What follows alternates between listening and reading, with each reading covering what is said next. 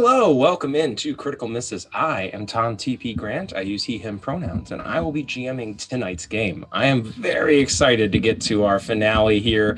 But before we get started, we're going to go around and meet all of the wonderful players one more time, starting with Julio. Julio, how are you doing tonight? I am not ready. Emotionally, mentally, physically, I'm good. My dice hand still works, but whew, not ready for it to end. Yeah. I'll be playing Canario, the party dad, who is currently buzzed up right now off some mushrooms. He's a fighting guy. Yeah. You went from party dad to party dad. Yeah. Party hard dad. Moving on down. Velvet, how are you? I feel right, Tom. I feel right. I'm kidding, I'm not ready. I'm Velvet. I use favorite pronouns. I'll be playing Maeve Baylor, who also uses favorite pronouns. I'm not ready, y'all. Oh, man. Oh, I know. This is end of a campaign's always tough, especially when we have as much going on as we do. Moving over, Faye, how are you? I'm doing good. How are you? Oh, I am almost Faye, or Faye. I use they, Faye, she pronouns, and I will be playing Isla, who uses they, them pronouns. There's a reason I was unprepared. Yes, I was going to say, if it wouldn't be me if I didn't mess up the intro somehow. Anna, I know what you're thinking. But we're going down to Kelsey. Kelsey, how are you? Welcome back. I wanted to say it so bad. Hi, I'm Kelsey. I use she, her pronouns. I am very ready to show you all what Bee has gone through since last time you saw her. I am not ready for this. Me personally, I am not ready for this to end. I would like to do this every Friday night for the rest of my life. But yeah, I'm ready to unleash some chaos. Well, not quite chaos, but that's an explanation for later. And now moving to Anna. Anna, how are you? Hey, I'm fine. Freaked out, insecure, neurotic, and emotional. And today I'm going to be playing Agnieszka, our Grendel Skald / Hexer cat. Yes. You got it exactly right, which is totally what I typed in the green room chat. I'm so happy that you're here for the finale live. Yeah, let's just start, please. Let's do this. All right. I'm never going to live down my inability to pronounce one particular game producer's name, and I could not do it currently if you asked me to. I would tank it so hard. We are playing Zweihander tonight, Beyond the Twilight Road. Last time we left off, the party minus B traveled to the grove of the tree folk to rescue their children, essentially, who had been taken hostage by the forces of the newcomer, a whole bunch of undead Grendel led by a few live ones. And I forget, was it Agnieszka that called them treacherous cows? Sure was. The treacherous cows were dealt with, though it was quite the struggle. It was quite the battle. The party is a little beat up, and at the moment, having defeated them, stand at the bottom of a massive hill, the tree folk now opening a path through the forest to reach the stone table. But one member of the party is not currently with them, because when last seen, B, when asked for a gift from the Twilight Court, asked to be shown the ways of the Silver Wind, and Naira, one of the Twilight sisters, took her through a portal in reality. Now, traveling through that felt almost like nothing. It was stepping through a doorway to B's perception. But when you stepped through, a strange biting cold hit you the moment you traveled through. And your first perception of this was black, hard, frozen ice. An imposing rock landscape, dark and frigid, in the distance, a massive jagged structure seemingly constructed of the formations of ice is just barely visible in the fog as Bee finds herself next to Naira, and Naira turns down and says, "Welcome to the domain of winter, young mortal."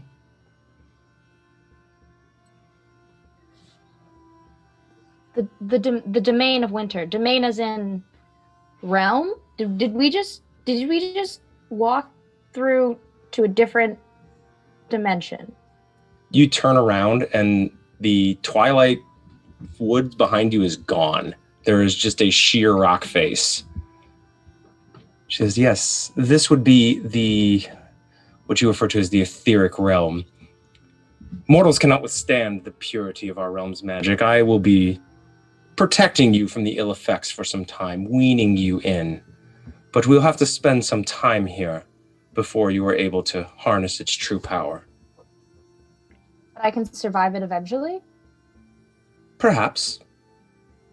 We shall find out. Okay. All right. And she's looking around, kind of like trying her best not to seem nervous at this like very strange place, because the last time she found herself in a strange place, it was intentional, and this time it was a little unexpected. So she's like putting on a brave face. Let's get started then. I shall return you to your friends at the appropriate time, but time means very, very little here. And I will teach you in the ways that I think are best. The ways that you think are best. Is that like standard practice? What's your system here? No mortal has ever been taught our ways. Do you have like a special library, like a book or something that I'm supposed to start with? Come with me. After nearly what B perceives to be a month has gone by, and we now find ourselves on the bank of a large, quick-flowing river on the edge of an imposing snow-covered forest. The sound of rushing water, and somewhere upstream, the howls of angry wolves. We find Naira standing quite calmly and patiently at the edge of this river, when suddenly the water's surface is broken by B, shivering cold, gasping for breath, and crawling up onto shore. Naira looking down at you saying, "I don't understand why you fled. After my lessons, you should have been more than a match for a pack of wolves." Your lessons aren't lessons. I almost drowned, literally and figuratively. Your complaints are baseless. You survived. Survived? Never in my life have I come across a teacher as unskilled at teaching as you are. Have you ever taught anybody before, or were you just like naturally good at magic and never had to actually learn? Child, must we have this discussion again? I have shown you the way. You simply need to execute it. We'll keep having this conversation until I get the answer that I want. Why won't you teach me instead of just making me figure it out on my own? You are still a child, still seeking to impress those around you, especially those who stand in for the father that you clearly lacked. I am not seeking to impress anyone, let alone a father figure. Why? You really think that I want a man's approval? Really? Since when? Child, it's written on your face every time you were with, I forget his name, the mortal that was with you. They're all very much the same to me.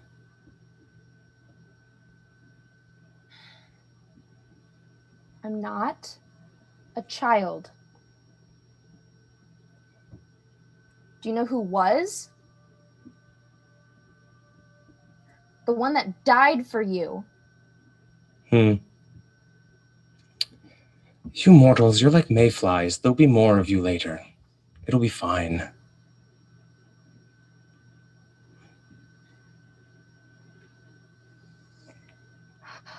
Now, are you done being upset? Or shall we get back to this? I don't have the energy to explain to you why even bugs are important to ecosystems, so I guess let's just keep going. Naira turns and glides off into the forest, expecting Bee to follow her. And after 2 weeks of additional lessons, we'll call them that, and travel, you suddenly come to a precipice, a massive ridge line that seems to stretch off in both directions as far as you can see. And you look down, seeing a vast, seemingly endless drop. And Naira turns to you and says, "You see here the abyss, the home of the true enemy. The vile, ruinous powers reside here. They are your greatest foe, Bee, because they will tap into every thing inside of you. We have been working through why you seek this power and how you will wield it. But understand that if you do not truly embrace the change in yourself, they will have you," indicating the pit. Though, not all of them. The Prince of Violence is a god who cares nothing but simply that blood flows, does not care from whom. The Prince of Decay is a grandfather who poses a patron of life. He seeks to only bring endless repeat of death. The ones you must fear: the Prince of Change, the Master of Fate. So many schemes within schemes, they lose themselves in it, but their etheric power is considerable and dangerous. Do you feel the power here, Bee?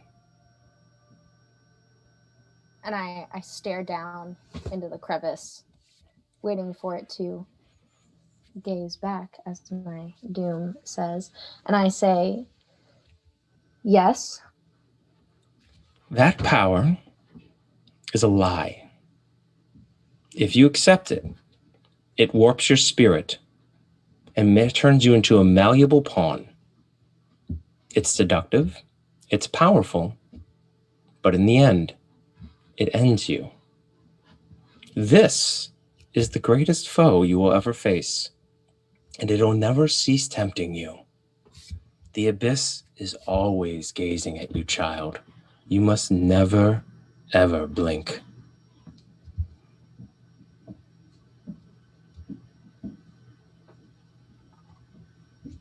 This is what I and my sister have been doing for millennium. What our aunt, the Queen of Air and Darkness, does. We confront this evil. We are hard, we are ruthless, but that is what we must be.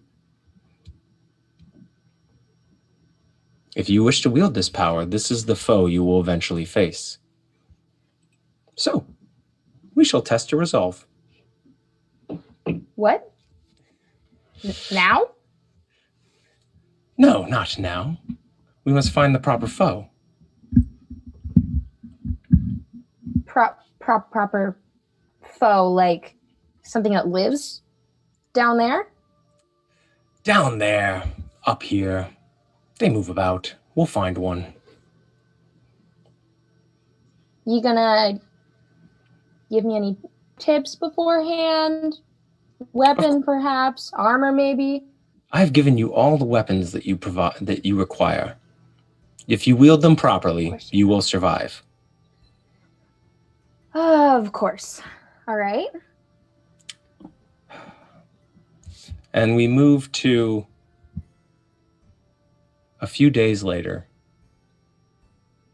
B, who by the way has been looking a a bit more worn, a bit gaunter after all of this, moving about the etheric realm, not eating terribly much, not stopping often, but now racked with pain. One side of her face is a bloody mess as she staggers away from the fallen body of a huge figure. Large, multicolored feathered wings draped over a hideous part bird, part snake, part something unidentifiable. These injuries are quite grievous at the moment. And Naira stands there, hands clasped, and one of her large smiles creeps in about this. I am quite pleased that you did not perish. Pleased? All you have to say is that you're pleased? I will say you did rely a bit heavily on skills that you already possessed and simply have honed, but nonetheless, your performance was admirable. I did not expect you to actually slay a demon of change. You were expecting me to die? And you told me to do it anyway? Survive. What extent are Bee's injuries? It's pretty rough. She's as she approaches Naira, she's holding on to one arm and like limping just a little bit, enough to notice that she's like something's not quite right, and the just blood all over her face. If you were to clean off said blood, you would notice that her eye was gone, swiped off by this monster. Your form seems to have sustained injuries. This is an ideal time for you to channel the wind that you so desperately wish to learn. You can repair yourself. I can repair my Okay? You gonna give me like a formula sheet or something for this, or am I just supposed to figure it out again on my own? You keep thinking in such small, mortal terms. What confines as the etheric powers as you know them, what you call magic, is unremarkable here. There's nothing here that is not infused with it. If you wish another eye, simply make it. Fine, and I'm gonna turn around and storm off somewhere more private. What do you do? And as I am there, I have found myself somewhere between some like tall rocks in like a secluded area. I almost said trees, but there's no trees here. Tall rocks, substitute for trees. And I'm pacing around, holding on to my arm, trying to stop the blood flow and thinking, pacing, and then I take a deep breath and I say fine to myself, and I sit in a cross-legged position on the ground, and I close my eye and focus on the silver wind and the healing power, and I can begin to feel it swirling around me. And when I have finished, the blood is gone, the aches and pains are gone from my arm and legs, and there is a fresh eye with a scar down the middle that is these eyes are green normally, but this one is more than that. It's silver and gold infused in with the green. And when I look up, I can see, I wouldn't be able to see the different winds here, right? Because they're not separated yet. When you look up, the realm is just a vibrant, colorful place where it once lacked real definition. We were sticking to a very Shadowfelly portion of the etheric realm. You suddenly see it alive with color. You can see the dark and we'll say Well, it's almost a visual of a bad smell. I don't know how else to describe it. That is the taint of chaos coming through, the power that you perceived that was coming from the abyss. Now through your new sense, you see it for what it is, a corruptive, manipulative force.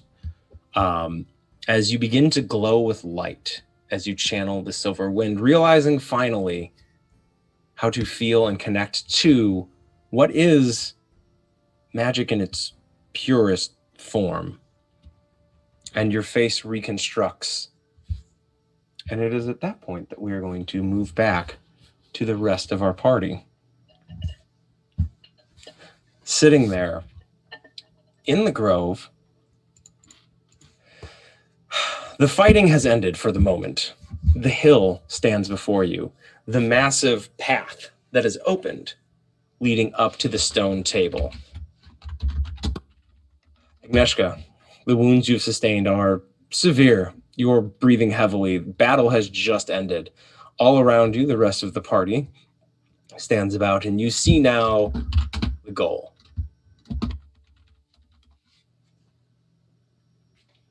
What do you do?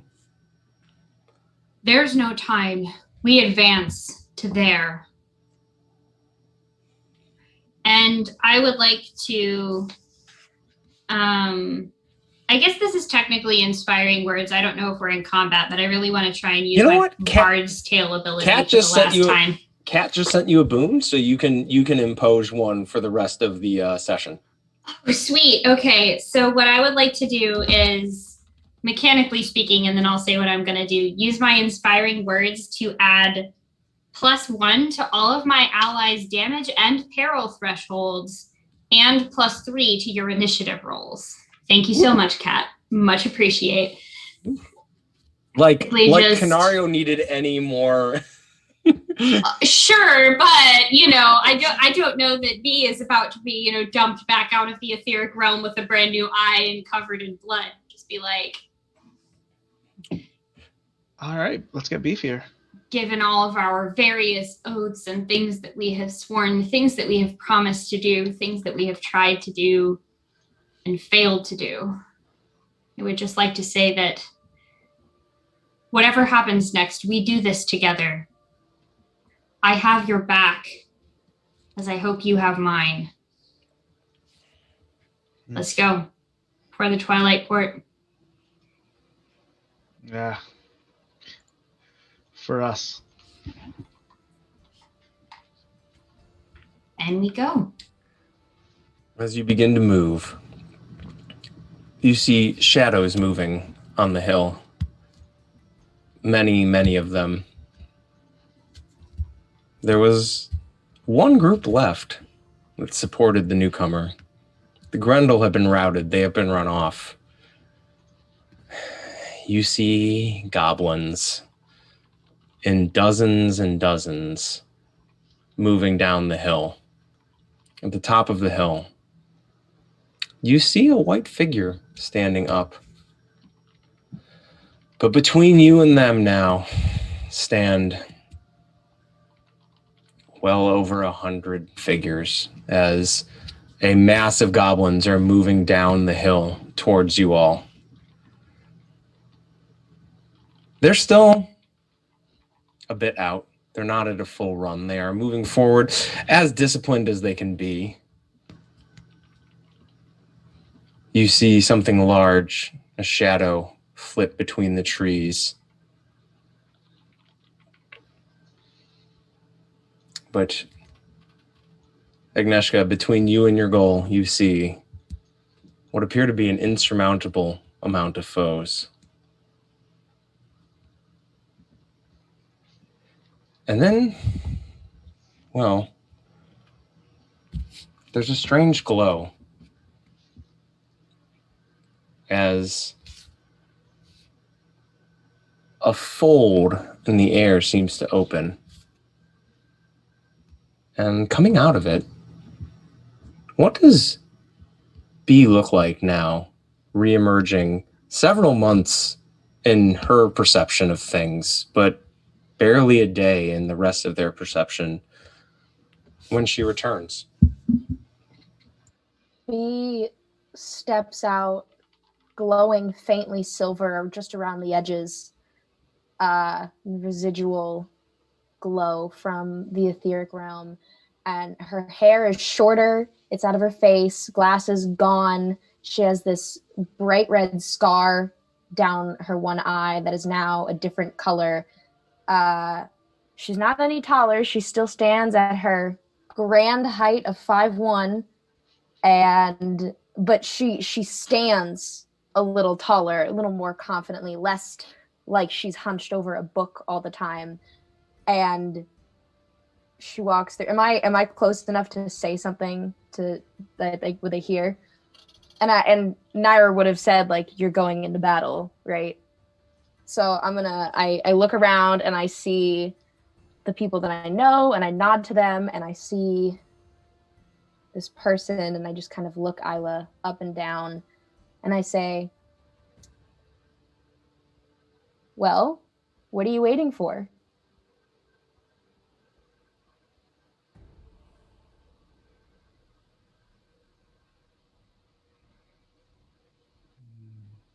Do any of you react? As B has appeared out of thin air and appears to be completely not bothered by it. Who the fuck is this now? Twillaby? A silver lining on an otherwise pretty cold day. Okay. Don't kill this one as well. Great, let's go. Twillaby, what's happened to you?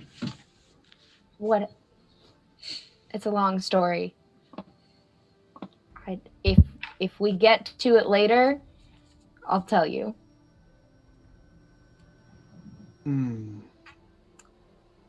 Long story short, you're not gonna like it.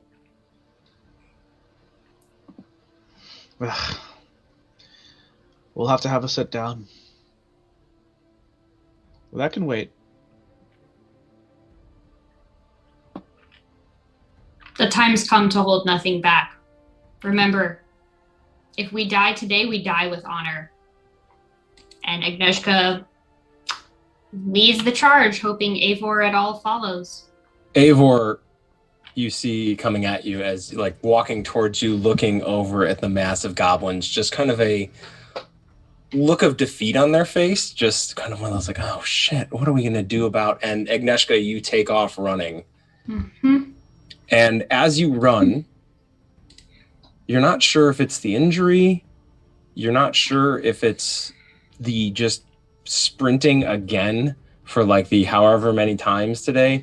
It feels like the world is shaking as you are moving towards these goblins. And it's not until you see a long bark-like leg land next to you that you look up and you see one of the tree folk looking down at you. As it is, you're running, it's keeping a very casual stride next to you. As it says, young champion, you have conducted yourself with great honor in this matter. Pale Oak has given us leave to stand with you as recompense for your actions. Do you accept? I'm so sorry, but it appears that my internet cut out when you said why not what you requested as recompense for my actions. I heard you recompense. Oh no, we lost Anna. Internet. We're all goofy now. I'm sure we'll get Anna back here in a second. But yeah. Hey. Sorry, there's never a good time for the internet to drop out, in all honesty, so it's fine. I'm back! Hello! I'm so sorry, I don't know what happened. It's not your fault that internet here is terrible. I mean, I knew this was going to be a dramatic episode, I just didn't realize. Gosh, Anna, just turning the drama up to 11. So I heard young champion, and I heard recommend for your actions. I didn't catch anything at all in the It took me like actually half a second to realize your internet was freaking out and that you had not frozen. just just me being like, I'm so stoic you won't believe. The one of the tree folk Yes. is standing next to you, who has said that Pale Oak has given them leave to stand with you Oh wow. because of how you conducted yourself during the aftermath of the battle for their saplings. So, Eivor, the elves, and a flight of tree folk, and our party now stand ready to dive into a couple hundred goblins. Mm-hmm. So, goblins being not the most interesting foes, I am going to ask you all for a quick rundown of what do you do in this initial clash as you all come forward into this. Agnieszka leading the charge. What do you do in this initial confrontation as the chaff of the enemy army is thrown at you? Seriously, as a Grendel, just straight up attempting to do the cavalry charge thing with like the sword angled at exactly the right location. Considering I'm probably taller than a fair amount of them, I feel like this should work. So mechanically, it would just be like a charge and then a martial melee. Yeah. Or you can just give me a description for this initial. I'm not running 300 goblins. Right, exactly. No, absolutely. Yeah. Just like that. Let us just try in between like the momentum and body weight and the, sharpness of the sword, just try and plow through and break their front line as much as possible. So as Agnieszka dives in and you see several goblins thrown back, pieces of them coming off as Agnieszka's sword flashes down. Canario, I'm assuming at this point you are probably not far behind. Not at all. No, he charges right behind Agnieszka, just tackling right into goblins, picking them up. He'll grab one goblin and use it as a battering ram, hitting other goblins as he tosses them aside. And he is just hulking out on them all as the red caps still rage through his blood. Yeah, it does. We've got about 2 more days. It's only 9 hours. We've 9 hours? got Okay. probably like 8.5 hours left to go. So without and we're gonna this is the initial, we're not getting into like anything serious, so no major spells being cast at the moment. But what does Mabe do in this initial confrontation, having just also suffered some pretty serious injuries? Yeah, injury. I got a pretty bodied, so I think I'll save my remaining strength and just do a very casual feast of crows. Mm-hmm. So yeah, I like this idea that Mabe is sitting back and just and summoning. In your case, it was you stick with ravens, right? Yeah, because of the mask. Crows.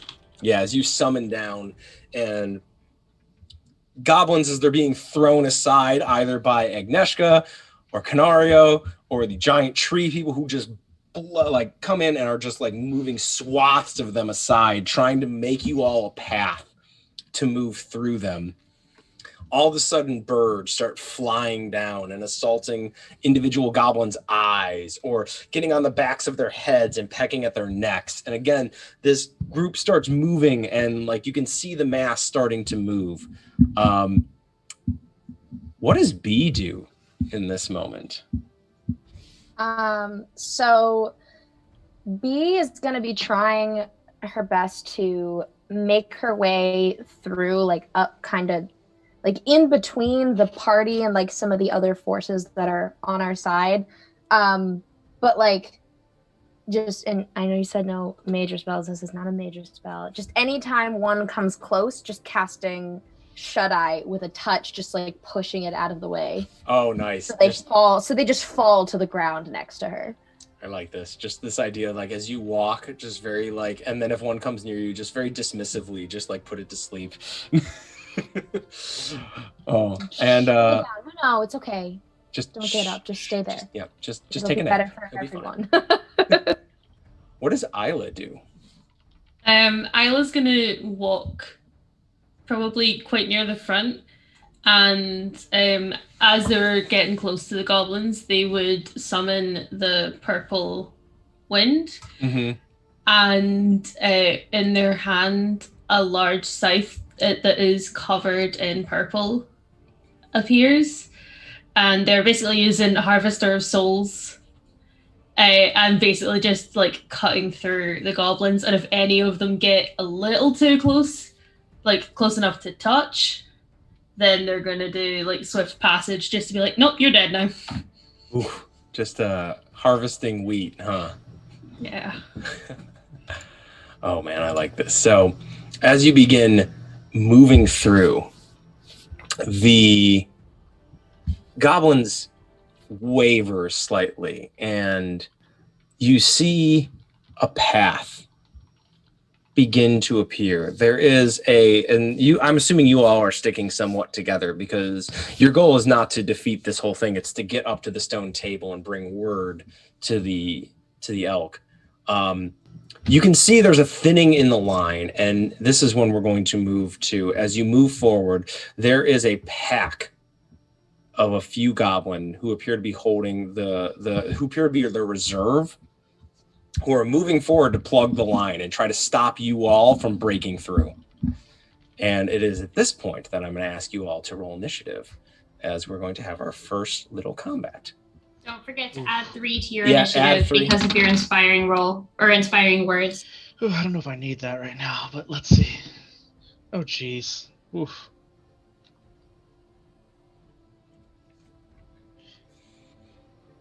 I'm just going to casually type this in chat. Yep. Yeah. For those at home, 21. 21. Is that all? Is that it? Right? That's it. Are you sure you didn't forget to add anything? All right. So we are going to move into combat with, not shockingly, Canario going first. And then moving to... All right. So Canario, what you see in front of you is you see 2 goblin on foot running forward, and you see 2 riding extremely large wolves, carrying spears with them like lances. They're slightly back. They're holding back, letting the other 2 kind of move forward, and their sacrifice will be remembered. What would you like to do? I would say they're approximately 1 move action away. They're moving up towards you. So this has been sitting and burning a hole in my trappings. Bottle bomb. Ooh. How exactly do I go about using that? Well, let's take a quick look. Why don't you, I believe that would be a simple range to throw. Oh, simple range is under... Combat. Combat. Not my best skill, but you know what? Let's toss it out there anyway. 30. Under 40. So. All right. I don't have bottle bomb in front of me, so we're going to say you get both of the goblins in an explosion. Roll me 2d10 plus 2. And you'll do that much fire damage. 2d10 plus 2? Yep. So that's 5. All right. So you do 5 damage? Yeah. They seem to weather it. Yeah. All right. So that was 1 action point to throw it. Did you move towards them? Yeah, so he tossed it. He moves. And you know what? Yeah, he's raging. He's not going to think about it too much. Oh, question. Yes. Earlier on, Canario studied goblins, the goblin anatomy, and he was given a bonus against goblins. What was the bonus? For this, I will say, having studied their anatomy, I will let you re-roll 1s on damage because you know where to hit them. Gotcha. All right. So he is gonna go up to the first goblin. Oh, you said on a like a dire wolf? The 2 in front are on foot. You have made your attack action for your turn, so you can't make a second attack action. Oh, that's the attack action? Gotcha. Yeah. So yeah, he's gonna move up and you can knock him down. Yeah, let's go for a takedown, right? All right, yeah, roll athletics. So athletics is gonna be a 61. And I rolled 32. All right. So how do you knock this goblin on his ass? He is gonna charge at him and just give him a lariat. He's gonna strong arm him. You just like take him down, hold him there for a second as you look at him.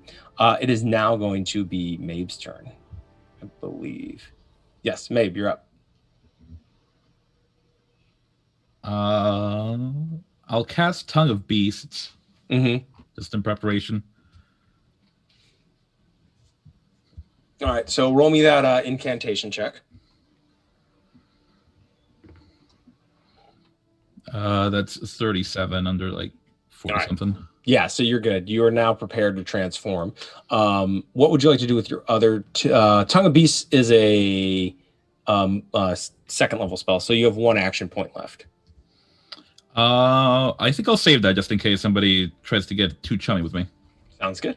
Moving on over to B. B, what would you like to do? I would like to cast Spring's Bounty. Should I just roll first or describe? Yeah, you first? can roll incantation. It's a flat test now. Flat Or test Spring's is- Bounty is a petty? I think it is Spring's Bounty At is this point, lesser. at this point with your incantation, it's a flat test. It's it's a lesser spell too. Okay, so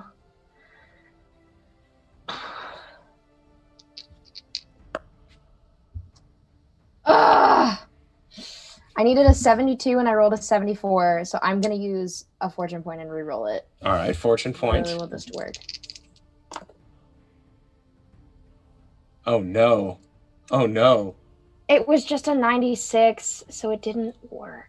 It wasn't a critical failure, but I thought it was for a second because the 6, I thought it was. We'll say for the briefest of moments as B reaches for magic, it is off-putting for half a second to have to actually reach for the winds. It's been months since you've had to actually find the appropriate wind.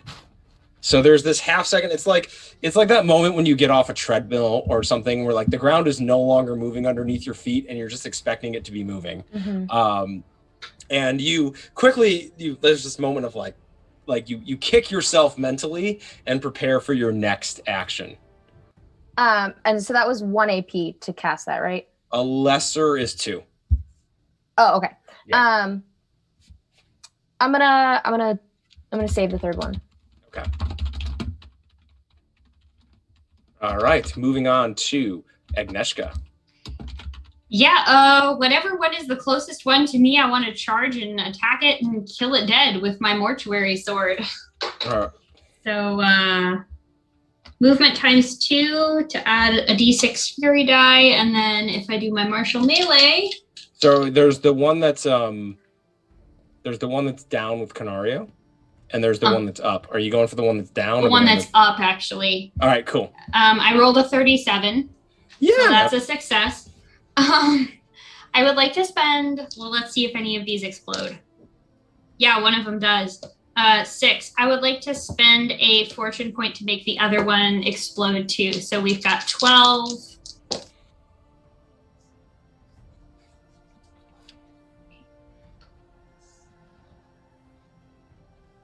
23 points of damage from my sword. 23 points of damage. You had previously stated that you, Agnieszka, were acting as cavalry. I'm going to go with you running almost at like as close to a 2-legged gallop as a creature can come to. You move past this and you backswing.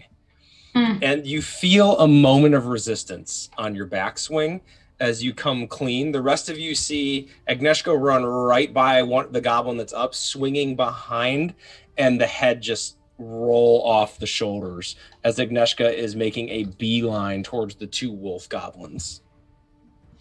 That's ideal, honestly, and I'm all out of AP, so... The 2 wolf goblins are going to look at each other and are going to begin moving towards you. They're slightly further back. One of them is going to charge at you, Agnieszka. Okay. And is going to make a charge attack with its weapon. I just succeeded. Yay. It doesn't do much damage. Oh, so does 7 damage get through anything? It does not, actually. No, I didn't think so. So yeah, and then going at Canario, the other one, that one hits. Ooh, I rolled double 6s. I might actually scratch Canario. Oh my god, double 5s. We might actually get to Canario's second tier of the current. Let's see what. Oh boy, here I go killing again.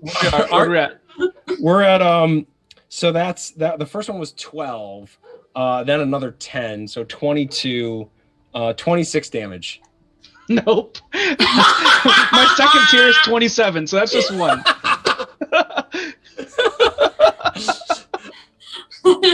Give me all the mushrooms. This goblin runs right at you, and buries its spear like in your chest, and as it's burying in, you just grab it, and the entire thing just stops.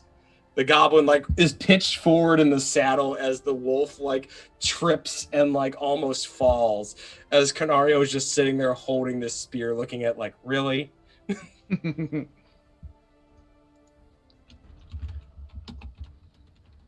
All right. The other goblin, who's currently thrashing at your feet, is going to take that moment to try to stand up. And successfully... yes, No! Doesn't. I failed by 2, and I'm not using a misfortune point on that, as you grab with one hand and the other one, you're just like, it is now... Faye's turn. I'm sorry, Isla's turn. I don't know why you were the only person I didn't put in as a character. That's fine. Isla, I have a question. Would their site still be up? Yes. Do you think? Everything that was on last time is still on. There's been a couple of minutes since the last combat. They're just gonna like start swinging with their scythe then. Mm-hmm. All right. Move forward. There's the goblin wolf that Canario's currently holding the spear of. There's the one that Canario's currently holding down. Like, don't do that. And then there's the one that is trying to Agnieszka like dodged the spear of it, like bounced off her armor. This is like, where's Maeve? Maeve is kind of hanging back and appears to be like casting. Cool. So Isla's gonna make sure that they're in like a space in front of Maeve, so that any goblins that have to get to Maeve have to go through them first. All right. And they're gonna go for the closest one to them there, because they know Maeve took a hit last round. Mm-hmm.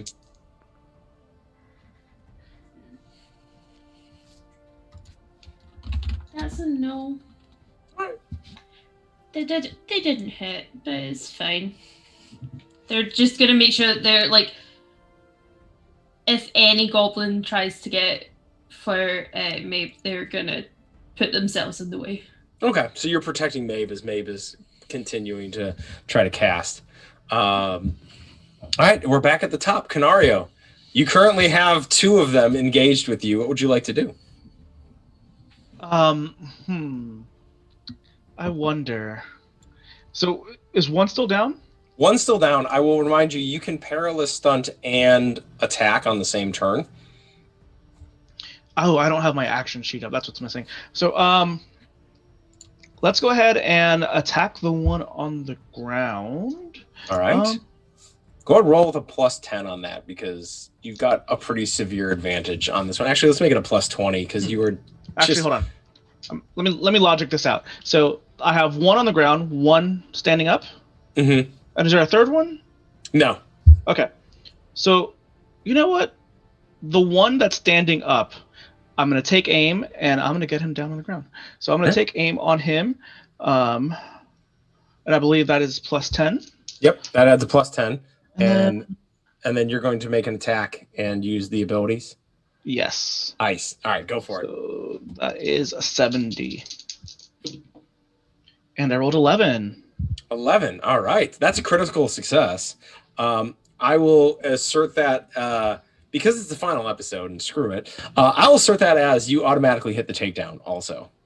Gotcha. So what is this? So you have this thing's spear on the wolf. What does it look like when you hit this thing and take it down?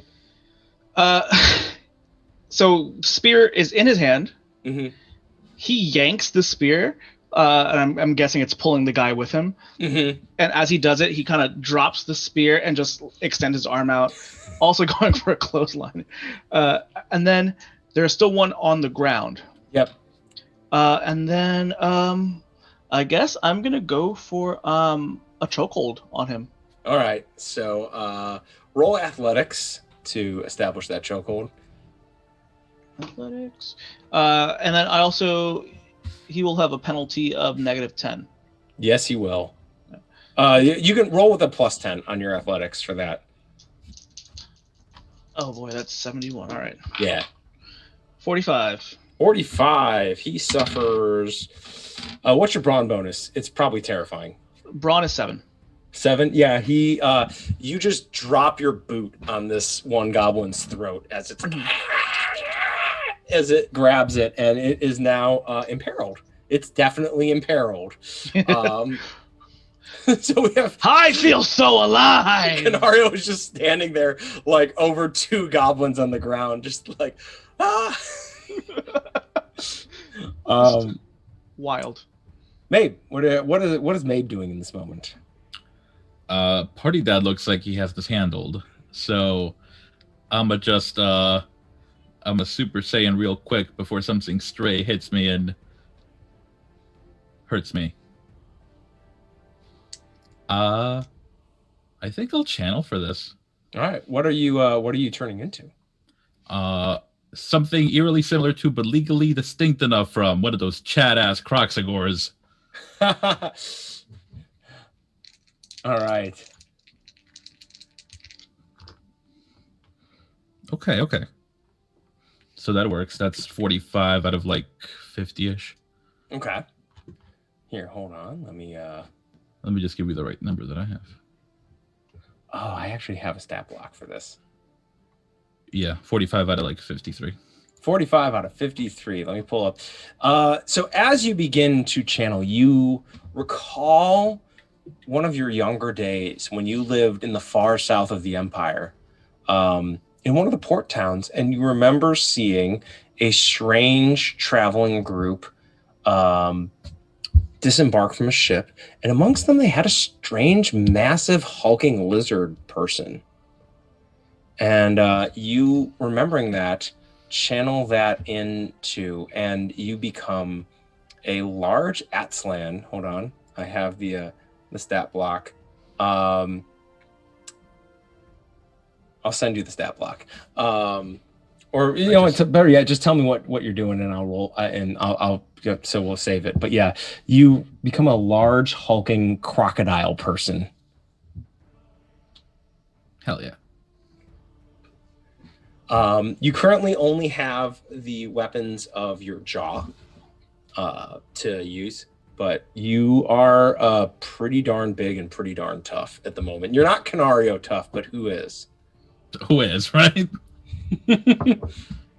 All right, so you've transformed, and this transformation is going to last essentially for a significant amount of time, as long as we're going.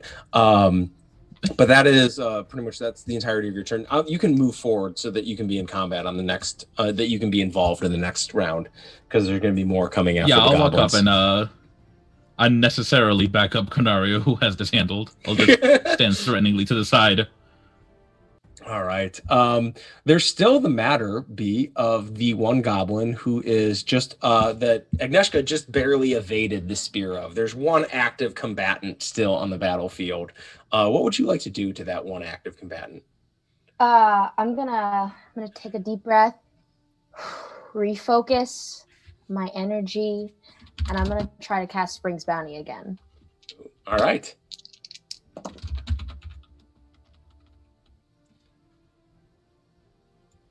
This. I once again rolled a 96 on a separate pair of dice. Do you have a boon by any chance? I do have a boon. You know what? Would you like to cash in that boon to just make this damn spell go off? Really, really would, because Let's it's going to do be that. really cool. Let's do that. Okay, I'm using that boon, so that makes it a success, right? Mm-hmm. So please use because it of all my, do I get to use my special Archmage thing and make that? I guess it doesn't really matter for Spring's Bounty, because Spring's Bounty is You do though. the critical success just makes it immediate instead of like taking a hot minute to grow from the ground. That still works. So. Yeah. So I am going to summon forth from the earth that goddamn plant that tried to eat us like 4 episodes ago. And I want it to swallow the goblin. Oh, all right. I want it to like wrap around its limbs and eat the goblin. All right, let's have the goblin roll an athletics to see if it evades it. So hold on. Because I took the talent battle magic, which means, hold on, I gotta find it again. They have to spend an extra action point to successfully. Oh, it was extra action point to successfully counterspell, but they also have a -10 base chance to resist magic. I was looking for a 60 and I rolled a 59. Now with a -10, it becomes a 50. Really looking for a 50. But I was looking for a 50. Okay. So, Agnieszka, you run, as you evade this and run past, you hear the briefest of ah! And you look back and you see just vines and branches having wrapped up the wolf and the goblin, pulling it down. Oh boy. And I'm going to say for this, we're going to keep the initiative order that you all rolled, but we're going to drop initiative for the moment. As Canario, how do you finish off these 2 goblins who are just not a factor to you anymore? He crushes one, and then the other one, you know what? It's just like walking. He's just going to walk on him. Just one step here, one step there. And he continues on. It's like the full-on kung fu movie where it's just like we go to like just a chest-up shot of Canario, and he makes a motion like he twisted his foot, and just keeps walking. He does a little dog thing where he kicks both feet off to clean them off. Yeah, keeps it moving. As you begin to move forward, you clear the line of goblins. You begin moving up this hill. It is a significant distance. This is 100+ yards uphill. You can see, standing at the top of the hill, very expectantly and very patiently, the white stag. As you begin to move up, a figure emerges from the woods and stands before you. And you all see the last thing that Zia beheld. A spectral, shadowy Grendel. Absolutely huge, dwarfing the size of any Grendel you've ever seen. Huge shadow wings out behind it. A sword clutched in one hand. Its eyes burning bright golden. And as it looks over at all of you, its eyes suddenly fall upon Isla, and you see it stop. And a voice trickles to you all.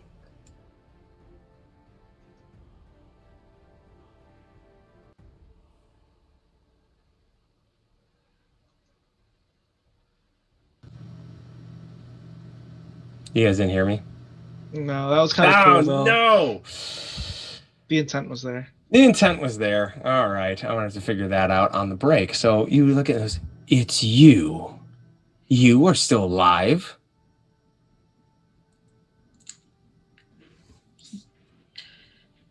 It makes a motion as if it's pulling up like a visor on a helmet. And its form remains spectral, but you see a more defined face. And Isla, you recognize a face from your past, from almost, well over a century ago. you recognize a long departed friend. Of course. Out of everything you could have become, you've become a fucking necromancer.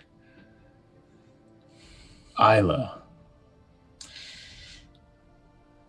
do not stand against me. Don't make me stand against you. Isla, come with me. My mistress has bequeathed to me a power that you could only dream. It is nothing that we were told. Help me break the tyranny of life.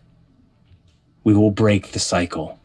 We will free everyone. Ayla casts Hush. You see the head drop and a hand waves, and the voice appears in your head. It says, please,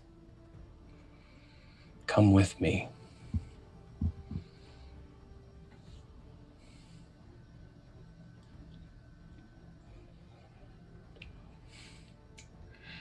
Ayla's gonna walk forward. The hand comes back over like it's dropping a visor, and you hear the voice now out loud and says, if you will not stand with me in life, I shall reveal to you the true extent of our power, and you will stand with me in death. Now, as you all are facing this, who is moving forward to confront the newcomer, and who is continuing up the hill? Oh, I'm fighting the newcomer. Let the magic people deal with the white stag. They need time to get up there. Yeah, I'll head for the white stag. Canario follows along to confront the newcomer.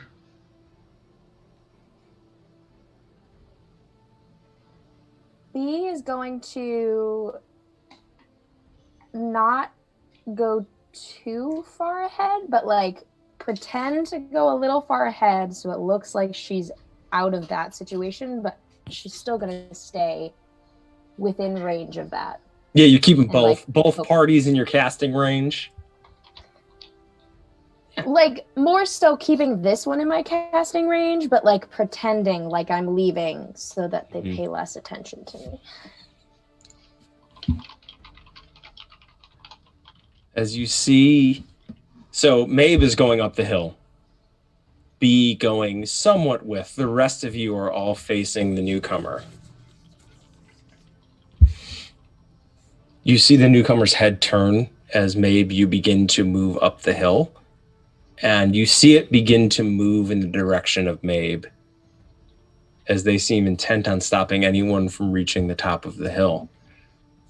Now, Canario, you would be up first. What would you like to do? Where is Agnieszka? Is Agnieszka, I assume, next to Canario? Yes, I would say I you would two think are, so, yeah. yeah, probably about equal, yeah. So Canario is actually going to take a moment to, though in his stance, he kind of like leans over and whispers something to Agnieszka. As I assume they're like almost like back to back, like really corny, like fighting game stuff.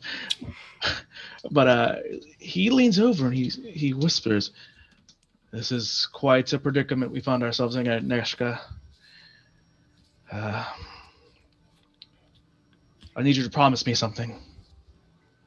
Make it quick.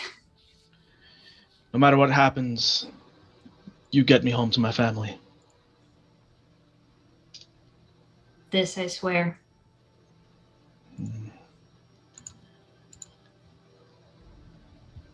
My name is yours to have. My name is Alexander Bach. Kanar is what my mom called me as a child. And with that, he charges forward. Charging the newcomer. Yeah. This ended well for the last character that did that. Go ahead, and are you going to attack? Yes. All right. So is it charge one action or two? charge is 2 AP, and then the attack is another 1. So it's all 3 of your action points. Is he just one move? Is the newcomer just one move away? The charge actually doubles your movement, so she's within your range. Okay. So it doubles your movement and it adds a d6 fury die to when you roll damage for your attack. All right, let's go for it then. Charge it is. And so melee is 60. Ha ha ha. A fun time to roll a 74. Fortune point. Fortune point. Fortune point. Do it. 97. Oh no. Canario, you're filled with, at this moment, anger, rage. The red cap mushrooms are surging in your brain. You are only thinking to kill. As you come forward, you throw your punch and it connects visually with it and passes through the ethereal form of the newcomer, not seeming to have any effect. For the record, that is an application of the mist, not anything else at the moment. Yes. So as it just passes through like smoke, and you just see the head look down to regard you. It is now Mabe's turn. Mabe, you are moving up the hill. Can I burn all my points to just book it up the hill? Or... You can. It would get you partway up the hill. You book it. We'll come back to you in a second, because don't worry. You're not just going to be moving this whole time.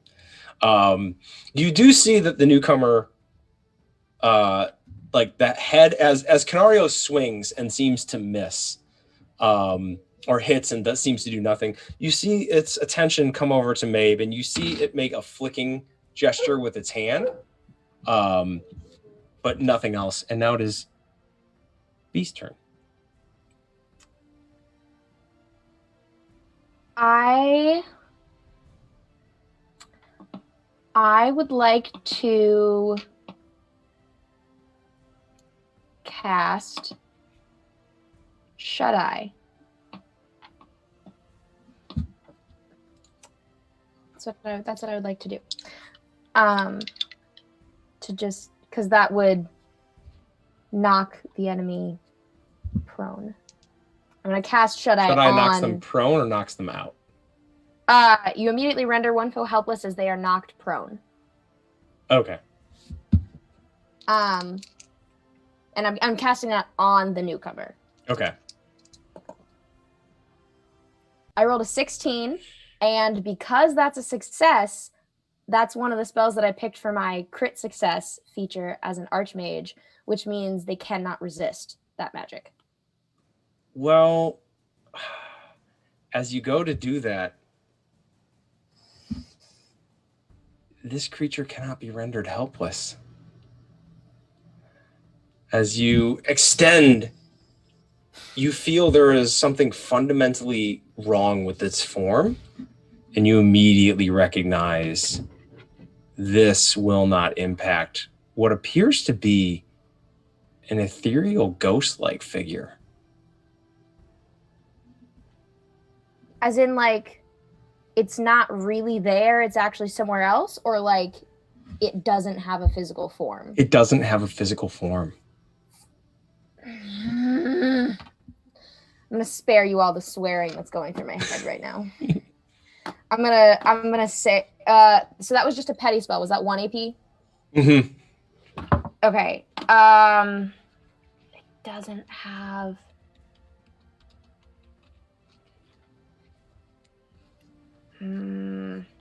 Okay. I'm gonna... How many AP is it to cast one of my greater spells? That would be 3. That would be your 3? next turn. Okay. Yeah, you can only cast 1 spell per turn, but your next turn you can absolutely drop one of them. Because Then no one's breaking visual sight with you. Oh, okay. No one's breaking visual No, sight. Okay. they're all within easy visual sight. Okay. Then, since I still have 2 left, I'm just gonna move slightly further, like back, like around, like not closer to the newcomer, but like around closer to Canario and Agnieszka. Yeah. and then Well, save the last one. As you reposition, I'm going to say at this point, you inform everyone also. You can easily tell everyone Yeah. that this creature appears to be immune to, we'll go with perilous stunts and the results thereof, of being knocked prone, being knocked out, and things like that. So it is now Agnieszka's turn. This is just for flair, since, seeing the fact that magic had 0 effect on this thing, but she's foolish enough to want to try and taunt it anyway, is just going to bellow out, "This is my home and you are not welcome here. Turn around and leave now or you will be forced to do so." And I'm going to charge at it and try to attack it with my sword. Ooh. Oh my god, that was a crit success. Is this your first time ever? This is my first time ever in all of Spyheader ever rolling a crit success. I will point out, you rolled a crit success on the transformation into the champion. This is your second one all campaign. That doesn't count in No, combat. I'm sorry. I mean, I rolled a 1. Oh, whoa! First time ever. So ever. roll me that damage with your charge bonus. Okay. I forget, what does it do on a crit success? Charge. There's no bonuses. It's Okay. You're thinking of the other one. Right. Yeah. I know. Okay. I'm. All right. I'm gonna spend a fortune point to explode one of these dice. So we've got a 5, a 6, another 6, Ooh. 17, 25 points 25. of damage from the mortuary sword. All right. It drops to moderately wounded. Oh, cool. Yes. And guess what? The sword comes out, and the newly imbued power of winter surges into you, and the sword begins to mist as it literally freezes the air it passes through. And when it connects with the newcomer, it bites. And you see parts of the smoky figure freeze and fall away, and you hear a hiss of pain. You say it's moderately wounded? Mm-hmm. It does have to roll an extra d6 because my weapon has the vicious quality when determining injuries.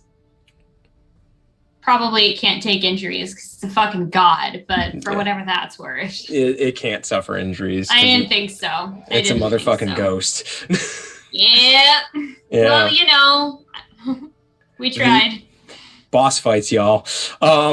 It is now the newcomer's turn, and it has 2 people in range. It is going to spend 3 AP to utilize its ability to attack twice. One attack is going to be directed towards Canario. One attack is going to be directed towards Agnieszka. Bring it. Oh no! I rolled an 83. I'm going to use a fortune point to re-roll that on Canario. Do it That's again. much better. That's a 19. Ugh. Let me pull up all the horrible things this does. All right. So I'm gonna be rolling 2d6. Canario, this blade is etheric. It ignores 3 on the damage threshold. So subtract 3 from your damage threshold from the bite of this blade. Mhm. Oh, that's not too bad. That's gonna be 20 damage. 20 damage is his is it second? Yeah. Yep. So you're going to drop what are you dropping to currently? Are you going to seriously? Yeah, moderately? Moderately? Yeah. This is a vicious weapon, so as previously pointed out, you're going to need to roll 1 extra dice. So you're going to roll 2 d6s. 2 d6s. 4 and 1. All right, you are okay, but as this blade sweeps down into you, it passes through you, and as it passes through you, the wound follows like a second late. Like there's a delay as it sweeps through, and then you just see the wound begin to open and the blood begin to flow. The blade's going to sweep towards Agnieszka. That is a hit. Agnieszka, you're going to take 19 damage.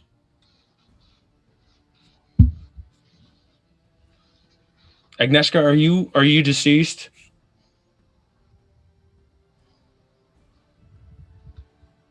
Yep. Do you have a boon? Or if you have a fate point, do you not? You still have Cat's Boon? 1 fate point. I used the boon already. Okay, you have a fate point, however.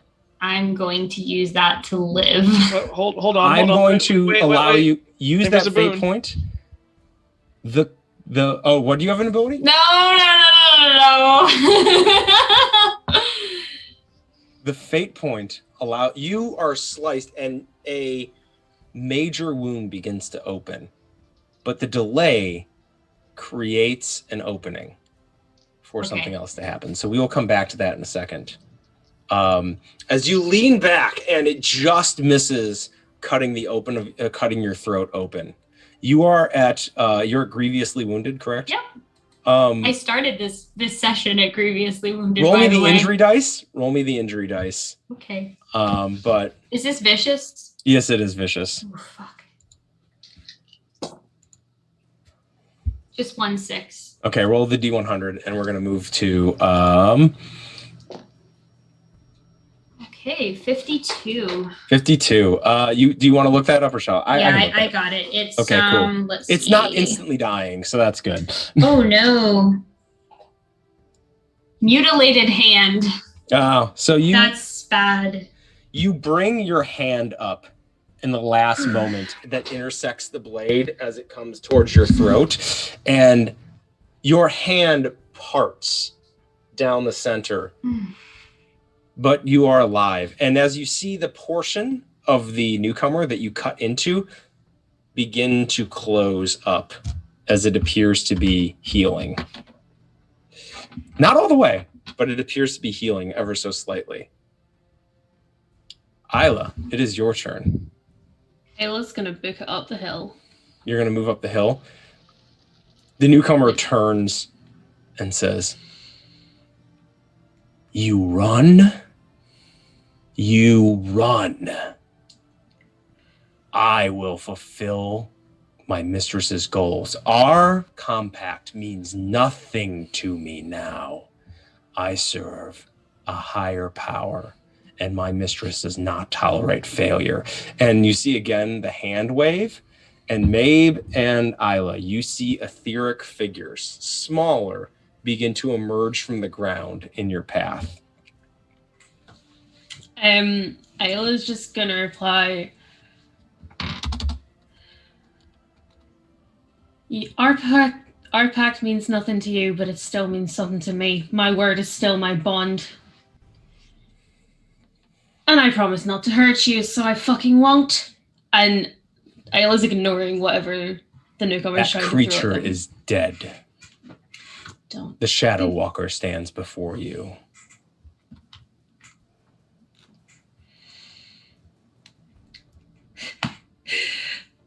So are you telling me your name means nothing now? You speak of a creature dead a century ago.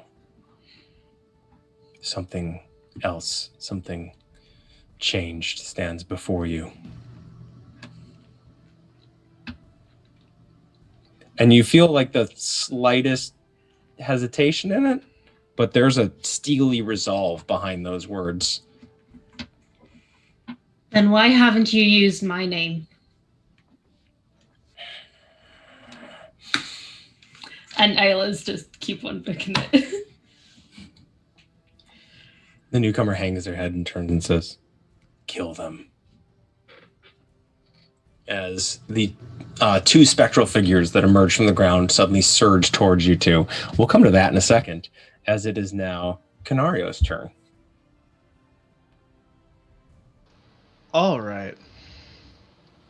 So he knows that this newcomer is not just like spectral. Is he aware of that? You now know that you can't take it down or chokehold it. It can be attacked, but you can't. It can't be knocked down, because how do you knock a ghost down? Yes. And he can't be choked out. So, you know what? He's gonna go for let's do the take aim. 2, so it's plus 20. Ooh. And then let's see here. I can't really take it down either. So okay. 66 out of oh, that's kind of high up. Do I max out at 30? Like plus 30? No, with take aim, you take aim, so you plus 20. So I'm at 80 right now. Okay, so that hits. 66. Yeah. All right. If I may take a quick liberty, I don't want to tell you what your character's feeling, but Sure. The anger disappears, and now Canario is feeling that party dad protective nature. And as you bring back your hand to throw another punch, the knuckle dusters that you made out of an old holy symbol of the martyr that you had turned into a weapon begin to feel warm, and they begin to glow. And when you connect this time, it feels like you just punched a side of meat, and you see the entire figure of the newcomer rock with the impact. Roll me damage. Oh boy. That's a 6. I'm glad the dice are on board with this. Yeah. I'm like, perfect. So that is 6 plus 4, so 10 plus 7, 17. 17 damage, very nice. As you knock, and there's just a cloud of shadow that flies off of this as you follow through on your punch, and it's like a spray of shadow off of your fist. And now on your hand is just the symbol of the martyr burning hot, and you just feel a pleasant warmth. Oh hell yeah! So quick question. Mm-hmm. I felt some meatiness. I know it's a ghost, but due to the knuckle duster of the martyr, as I titled it, can this thing bleed? It cannot, but I'll say if you have a boon. Do you have a boon? No, I traded it in for that. Does anyone have a boon that they want to lend, Canario? Take it. Take it now. We're going to count this initial attack as the same as being struck with a holy weapon or holy water. Roll me 2d10. 2d10? Yeah. 6 and 5. 11. 11 damage. So on top of the 17 you rolled? All right. Now we're talking. So 17 plus 11. Ooh, yeah. As you strike this and you see a fire begin to burn out, it peters out as you see the newcomer stagger, and it looks down and it looks at all of you and it says, "Those who serve can never truly die." And it raises its blade ready to attack again. Mabe, you are moving up the hill. There are 2 figures in front of you. You feel like with your beast talk, you might be in range to shout your message that the Twilight Sisters have released the Earl King from his word.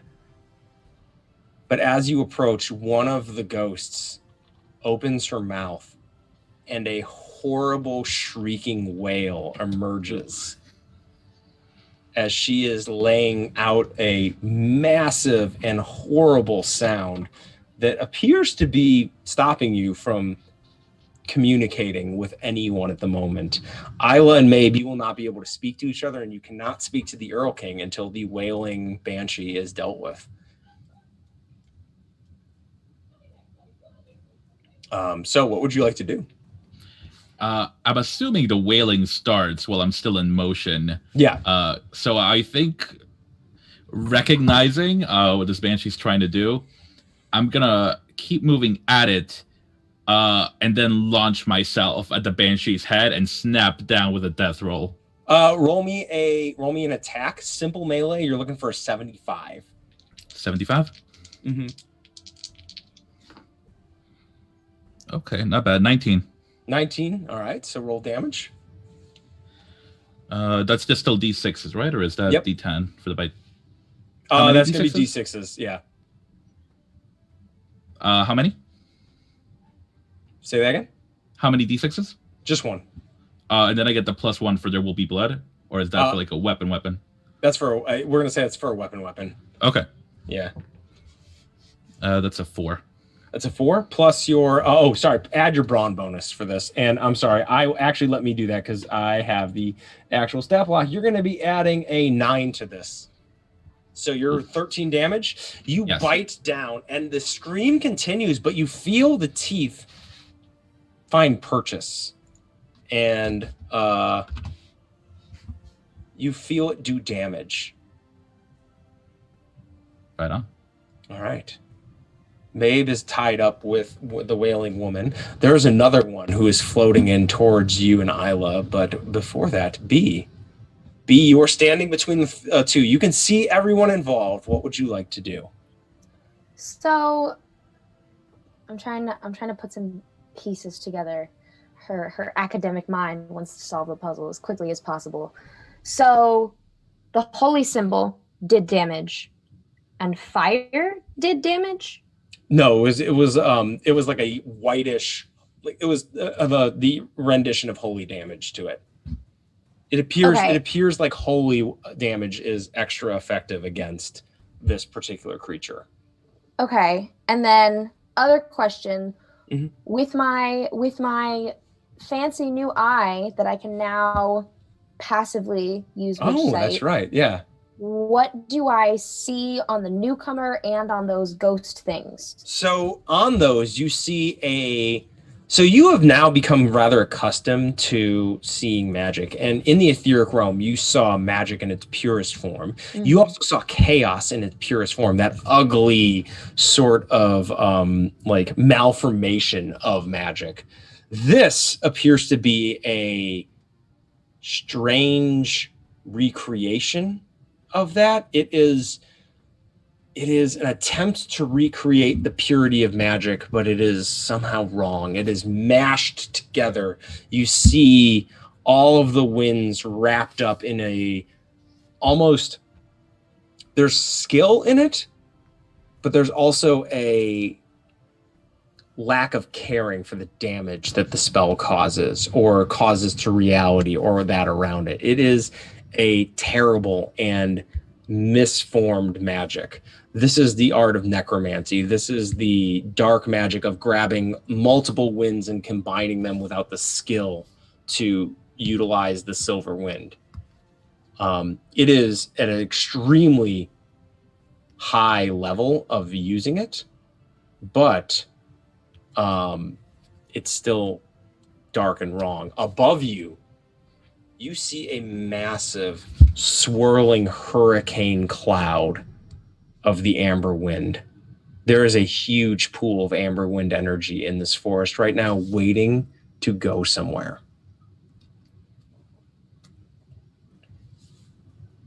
Last question. Mm-hmm. Theoretically, because the silver wind is pure magic, mm-hmm.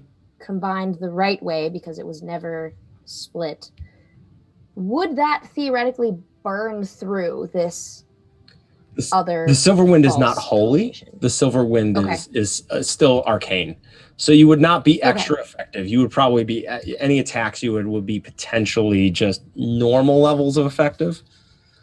Okay, but you do see Agnieszka badly injured by that last blow, and Canario, having mm-hmm. landed it, still bleeding pretty badly. Yeah. So I am going to cast. How do you say that one? The one that starts with an A that you gave me. Apotheosis. Apotheosis. Okay. I want to make sure I was going to say it correctly. So I'm going to cast that. So roll me an incantation test at minus mm-hmm. 10 because it is a greater spell. Okay. But you get your plus 30 to incantation now, and you can channel if you wish. It's this. I thought I couldn't channel for the silver wind. No, you can channel now. You've learned how. Gotcha.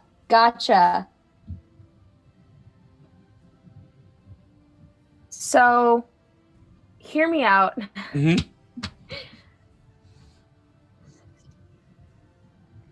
If I use all 3 channeling dice, Mm-hmm. my goal is a 92. Yep. I've broken magic in this thing, so it's fine. Go for it. We're in the final episode. Let's just shatter the magic system. I am gonna channel. Fuck it, all 3. I'm gonna channel all 3, and I'm getting my channeling dice ready. Yes. So my goal is a 92. If I hadn't had that -10, it would be 102, just for the record. Oh. Magic is somewhat difficult, I guess, I suppose. Oh no! So my goal. You rolled a 93. Oh wait! My goal was a 92, right? Yep. I rolled a 90. Oh! And because it's a success, that's one of my special pick Archmage spells, and that means it's a crit success, which does a little extra. Okay, so I get to choose up to my fellowship bonus number of allies, which is 3. Not 4, unfortunately. So I'm gonna use it on Agnieszka, Canario, and who is worse injured? Who can I tell is worse injured between the other 2? Yeah, definitely. Mabe. Oh, Mabe. Okay, yeah. I'm going to use it on Agnieszka, Canario, and Mabe, and they get to move 1 step up their damage and peril trackers. Can ignore any injuries they have suffered or suffer for the duration, including slain, and because it's an automatic crit success, allies glow with the incandescent light of the silver wind, and I inflict 2d10 plus 2 peril on all enemies within 2 yards. So I roll 2d10. Oh, they do. 2. Anyone within range of them gets peril because of they're fucking terrifying right now. It says on all enemies. Yeah, any enemies get peril. So that's going to mean. Oh, okay. So all 3 of them. Yeah. So the newcomer, So go ahead and roll how much peril they're going to inflict on their foes there. So I'm just going to roll 2d10, and then I'll apply to each of them. So what's your willpower bonus? I was hoping you would ask that question. My willpower bonus is 7. So for 7 minutes, Mabe, Agnieszka, and Canario, you can ignore any injuries that you have, and if you die, you ignore death until the end of that 7 minutes. So fight fast, okay? Oh shit, let's go. Okay. Blessed be. We'll never call you so to it again. I rolled 14 plus 2 is 16 peril. 16 peril. So we will assess that at the beginning of each of the monster's turns. But you see B suddenly center as she draws in, and you feel the winds around you. And again, you're adjusting back to this idea of magic being separated, but you know how it's supposed to fit back together now. And it is a trifling job now for you to pick the individual winds and combine them properly back into the pure magic. And as you begin to channel immense amounts of this energy out, you send it through Agnieszka, Canario, Mabe. The injuries you have suffered begin to glow with an incandescent, pure white light emerging out of it. Your eyes begin to burn with a white light. You begin to glow outward with this white light. It emanates from you as you see even the newcomer recoil from this new energy that seems to come from you all of a sudden. Yes, and Kelsey, you didn't roll any 6s, and even then, with your current thing, you'd re-roll a 6. You'd have to roll it twice in a row to get a manifestation. Yeah. Someone can magic now. So, now with that, Agnieszka, with this new power glowing within you, how much? Can you throw how much peril you did in chat real quick, Kelsey? So I remember that. What would you like to do? So keeping fresh in my ears what it is that the newcomer actually yelled out at all of us, just shouting out that if those who serve can never die, it would please you to know that my sword is pledged to the Twilight Court, and you cannot kill me. And I'm going to charge and attack again. All right. I'm going to use a fortune point to re-roll that. That was not great.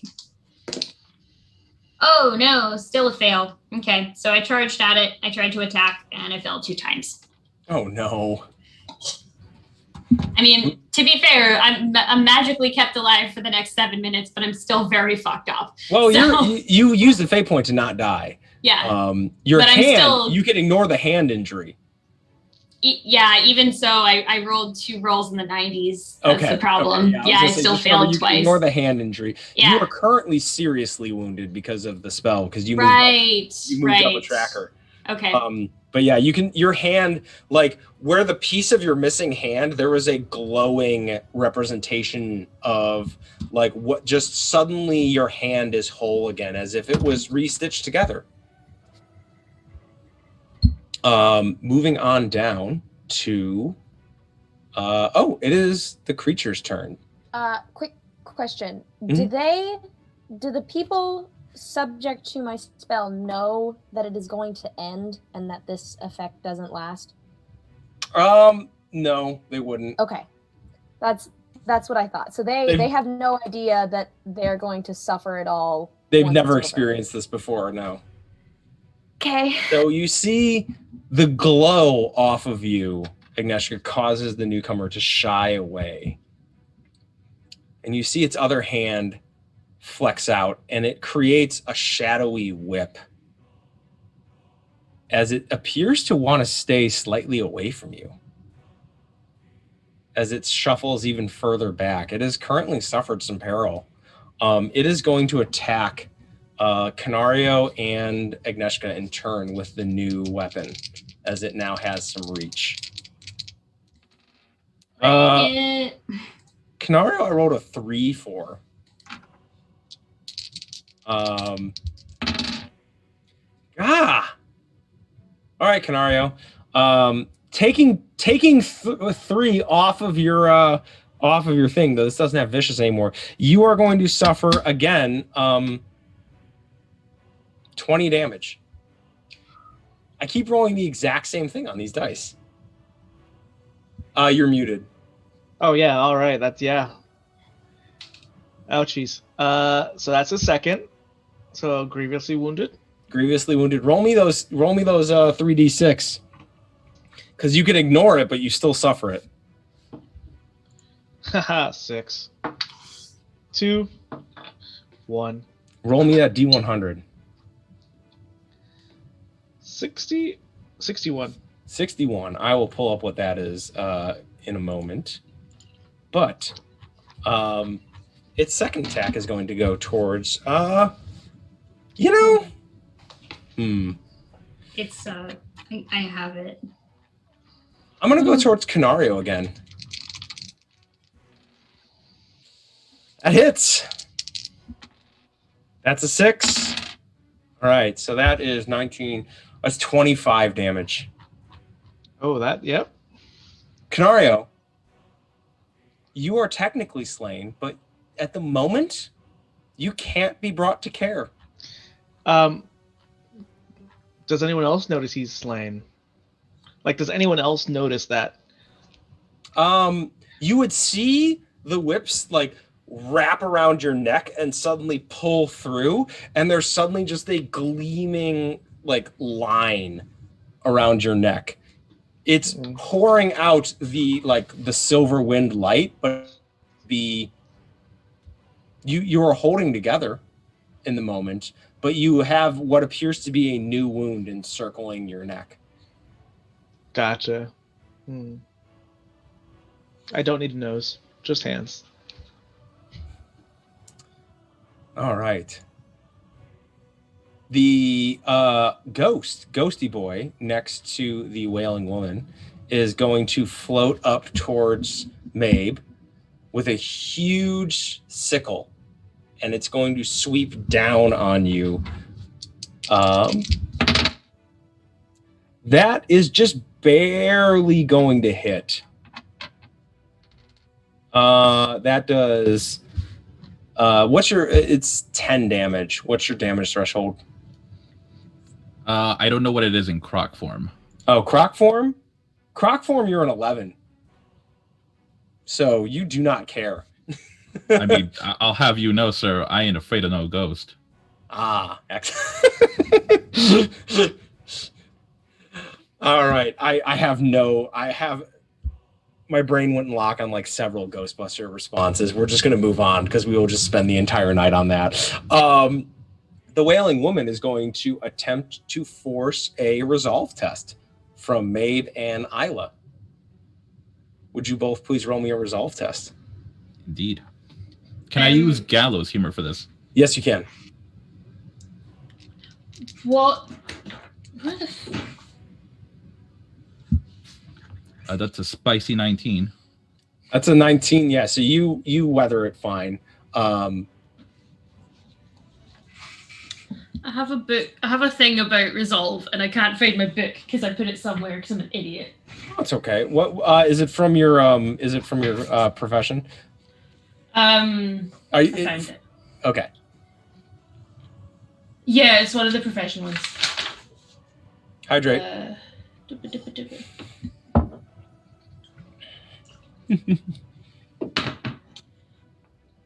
Oh no, it's blood-soaked or visceral scenes. Also Okay. succeed. Oh yeah, this is while it is that, it is not related to that. It is the keening wail of a banshee.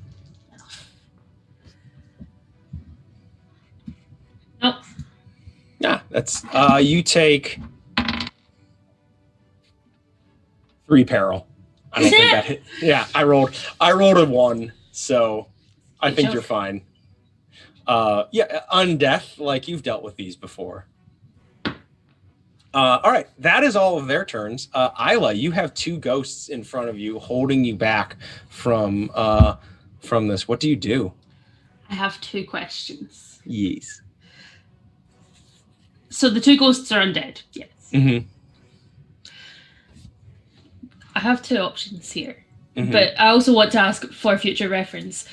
Can Isla attempt to cast one of the other greater spells in their arcana that they don't have access to? Say that again. So in the Arcana of Morticism, Mhm. there's a spell that they're like I've looked at for them, but I've only got 1 greater, and it's not the greater spell that I've got. We're sticking to what we have on our list at the moment. Okay, that's fine. Isla is gonna cast not that one. Banish undead. Get these undead to fuck. All right, roll me that test. Incantation. This is greater, right? This is greater. Okay. That is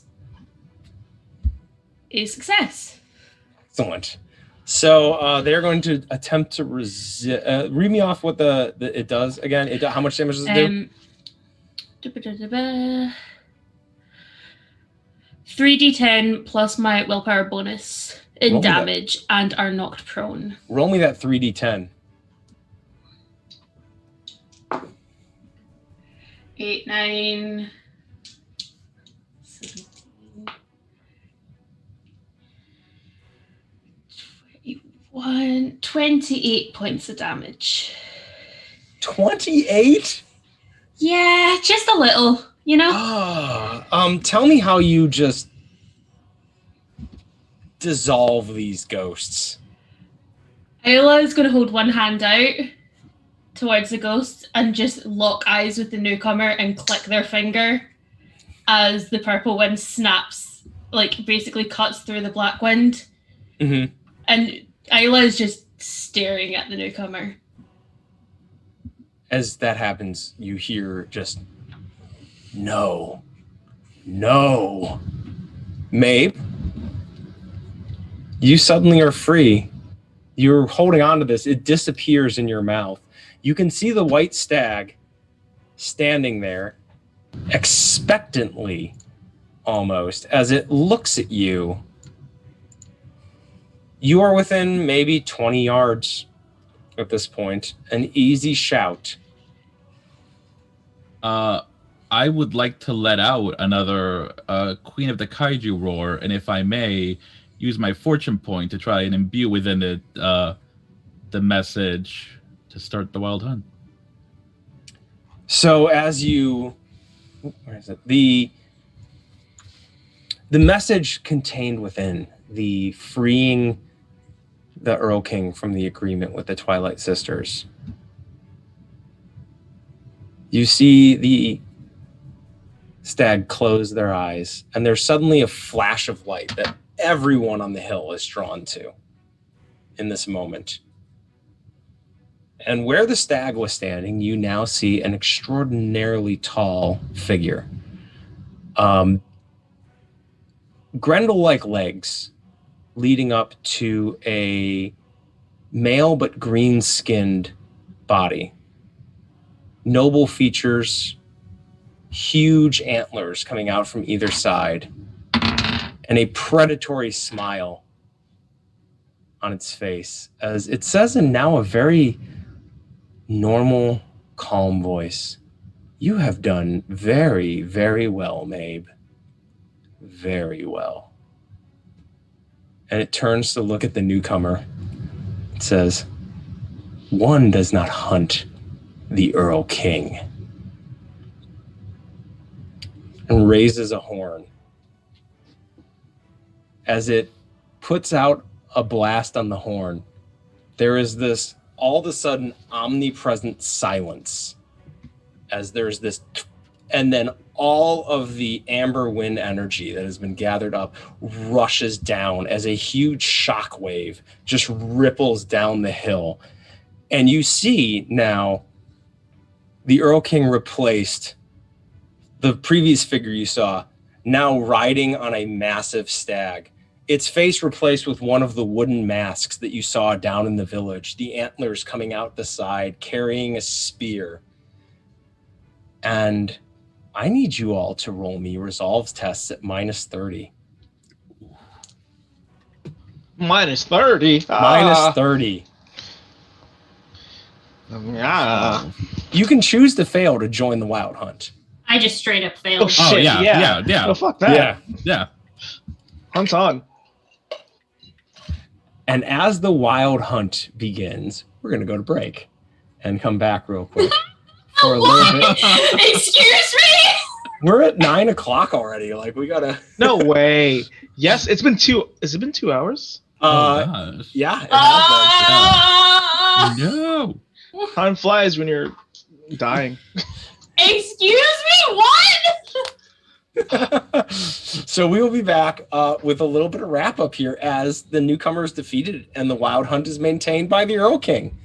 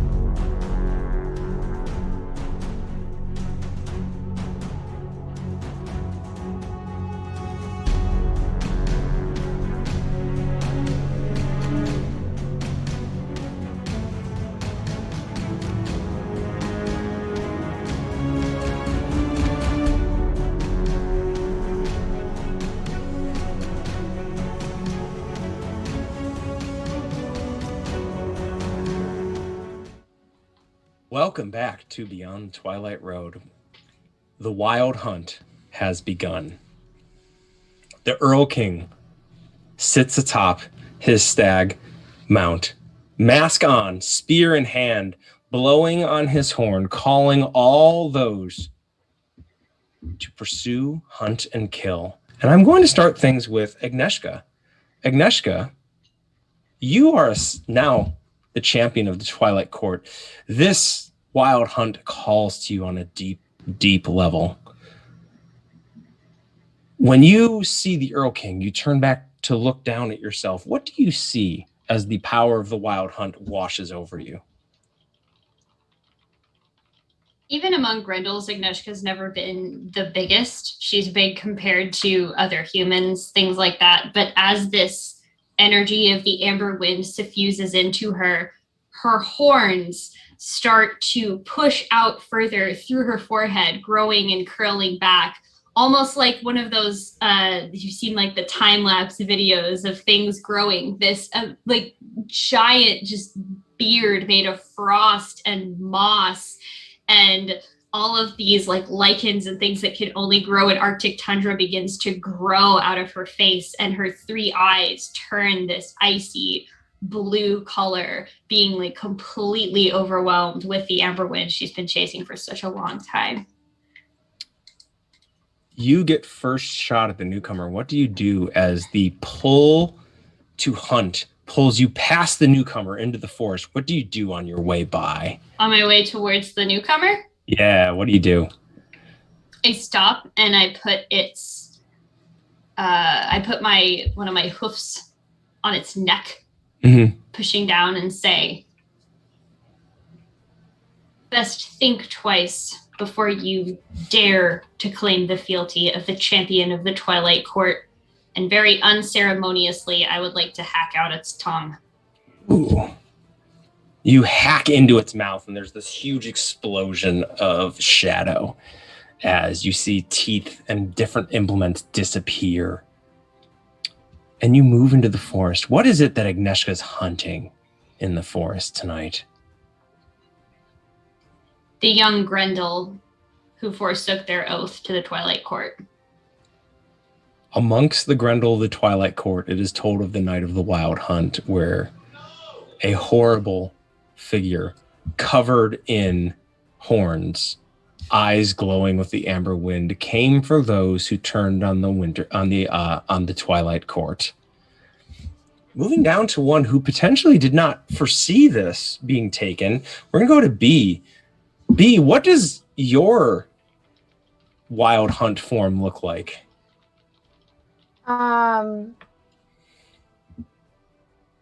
So, question, because I, the player, don't remember. Naira was the green Twilight sister, right? Yes.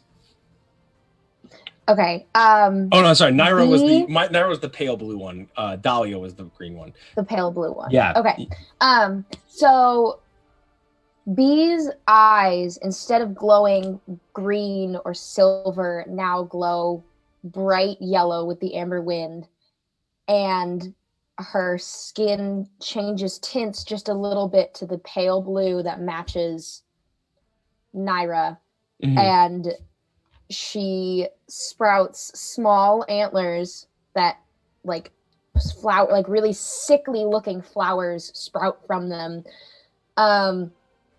And she looks at the newcomer, eyes glowing, expression completely stern, the most mature she has ever looked in her entire young adult life. And she says, "You think you know how to combine the winds? You think you know power? You know nothing." And she's just gonna grab the silver wind and shoot it out of her hands into the newcomer to burn away any of the other magic. You see this like reaction as this blast of silver wind passes through the center and leaves a gaping hole in the shadow form. You see at the edges it begins to smoke and move, but this hole doesn't refill, and you see the newcomer look down, staggered, and you feel the pull of the hunt. What does B go to hunt that night? B is indiscriminate. She is just like washed with power.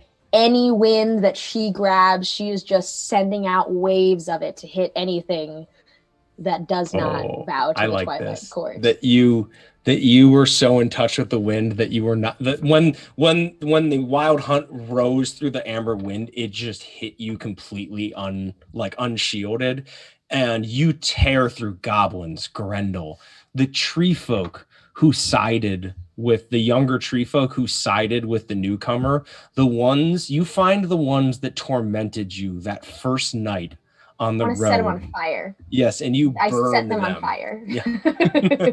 You burn them as you move through the forest.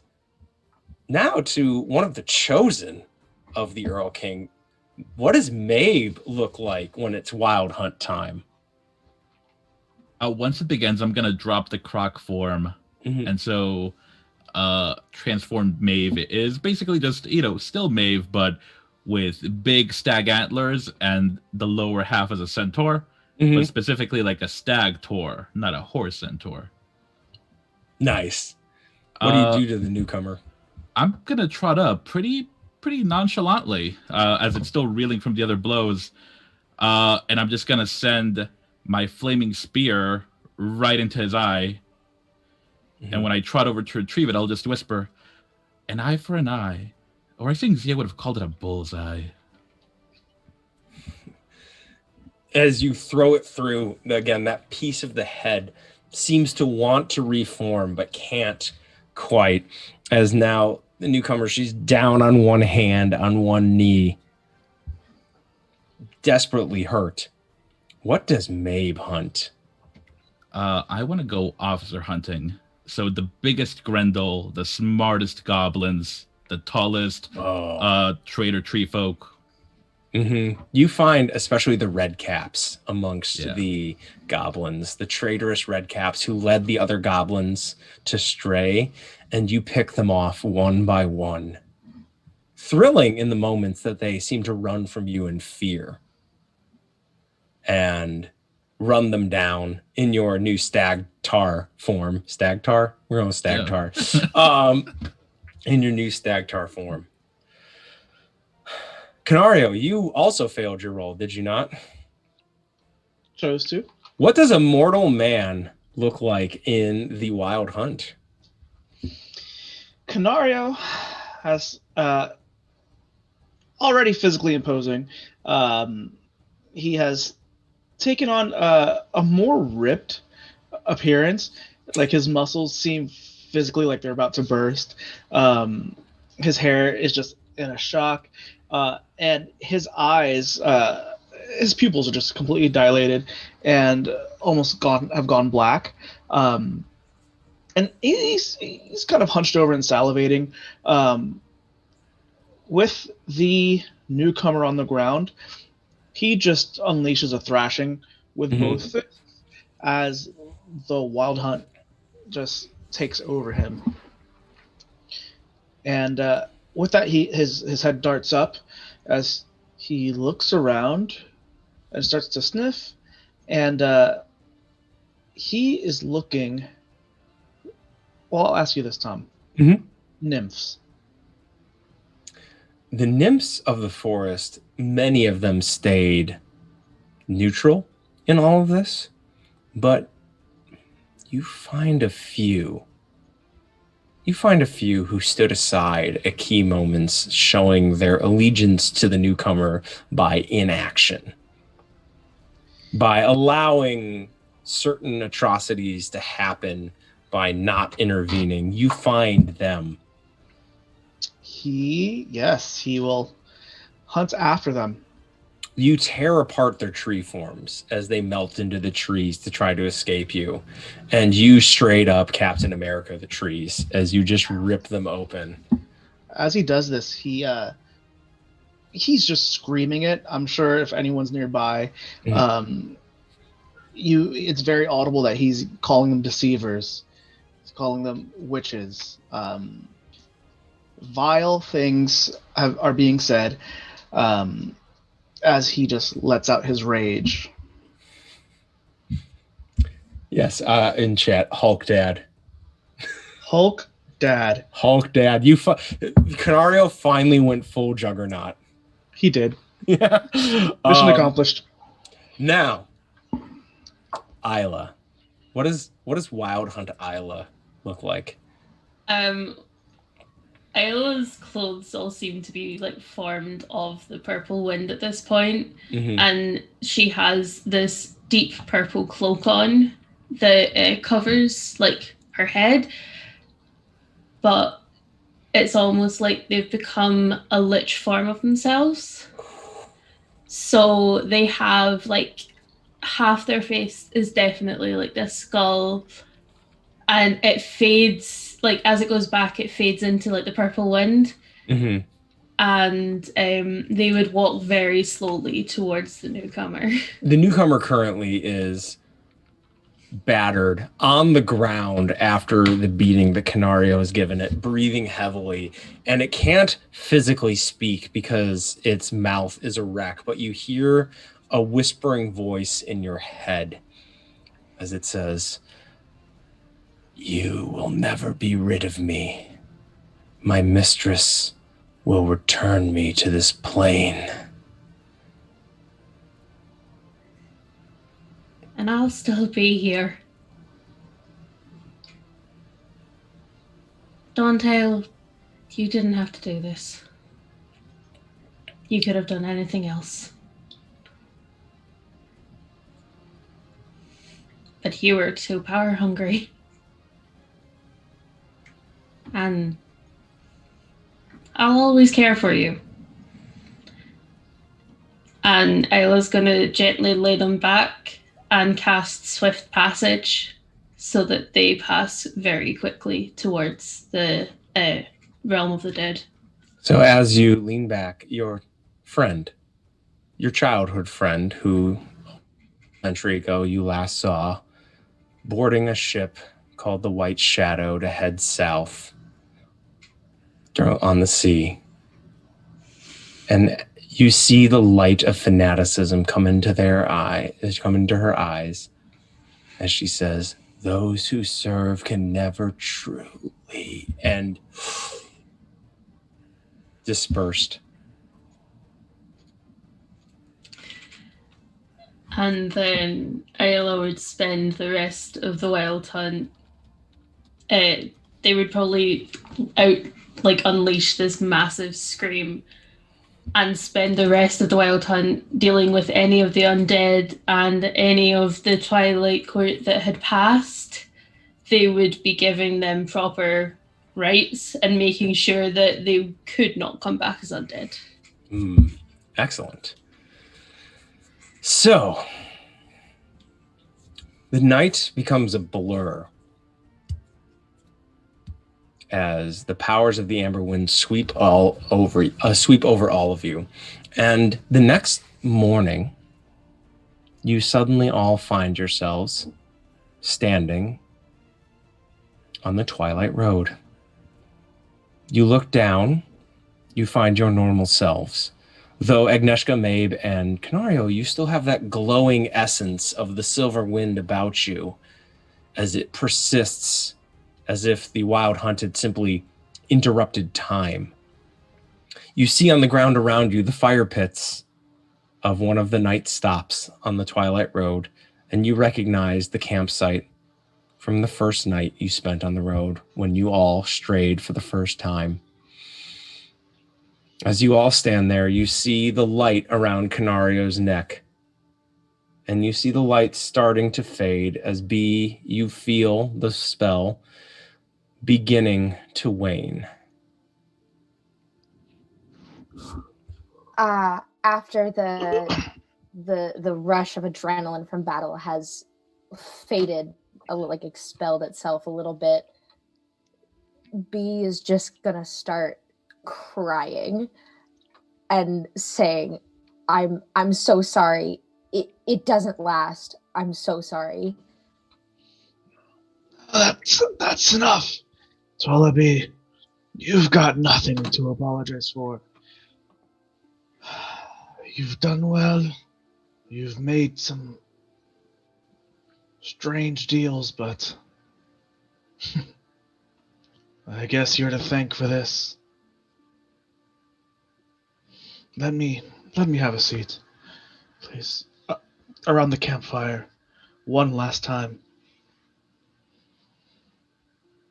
Come on now.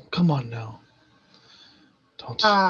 And if it's not already lit, I'm gonna light the fire with whatever that fire spell is. Just A wave of your hand ignites one of the fire pits. Despite the fact that there seemed to be no kindling in it, a fire leaps into being there for all of you to sit around. Canaro reaches out his hands to those next to him, just out front. Just please, hands together, one last time, friends. Making sure that I'm holding on with the left hand and not the mangled right hand, Agnieszka would join hands with him. I thank you all for this most deadly journey. It really seems that you've done me all in. This is what I get for caring too much, I suppose. But know that it's been a hell of a time. Those red caps are... Oh, those red caps. Agnieszka, what have you been hiding from me this whole time?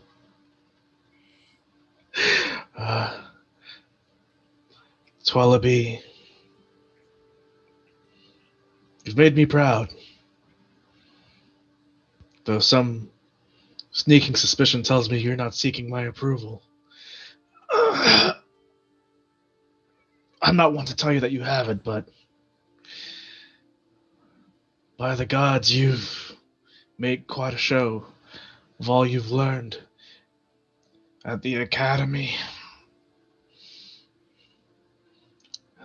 Maeve, half owl, half bear, monstrosity, masked, unmasked, crows by your side. It's been a pleasure. The honor was mine. I don't think I'd have any other mysterious figure following behind me, giving me nods of disapproval, or trying to talk me into things. He looks over to an empty spot. He's like, Zia, that's where she'd be sitting right about now. I didn't quite like Zia, and I'm sure that wasn't of no surprise, but they didn't deserve that. Not one bit. No one here quite deserved this Fae bullshit. No. Agnieszka, please, stop. You're a brave warrior. You're the chosen of the court and all that. Whatever. At least play me a song. As he produces the drum from his knapsack. No. Does anyone have a beverage?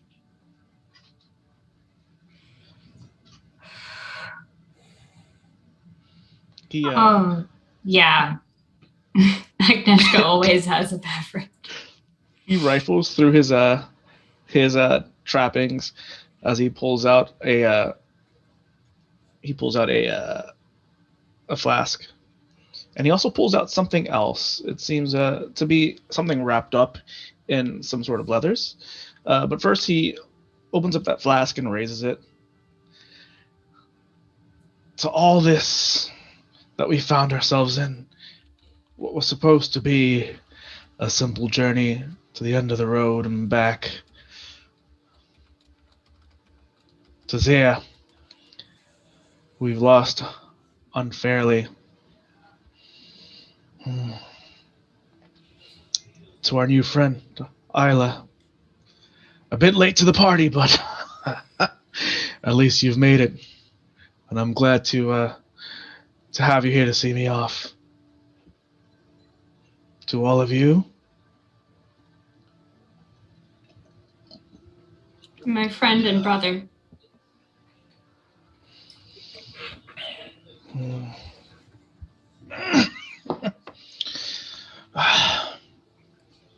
This seems to be wearing out on me now, but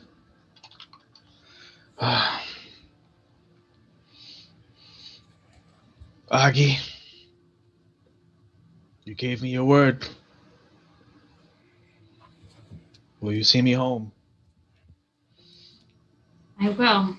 Please. The shadows of the Uskal Mountains are beautiful. My family's ranch, I'm sure you'll grow to love. That's where I belong.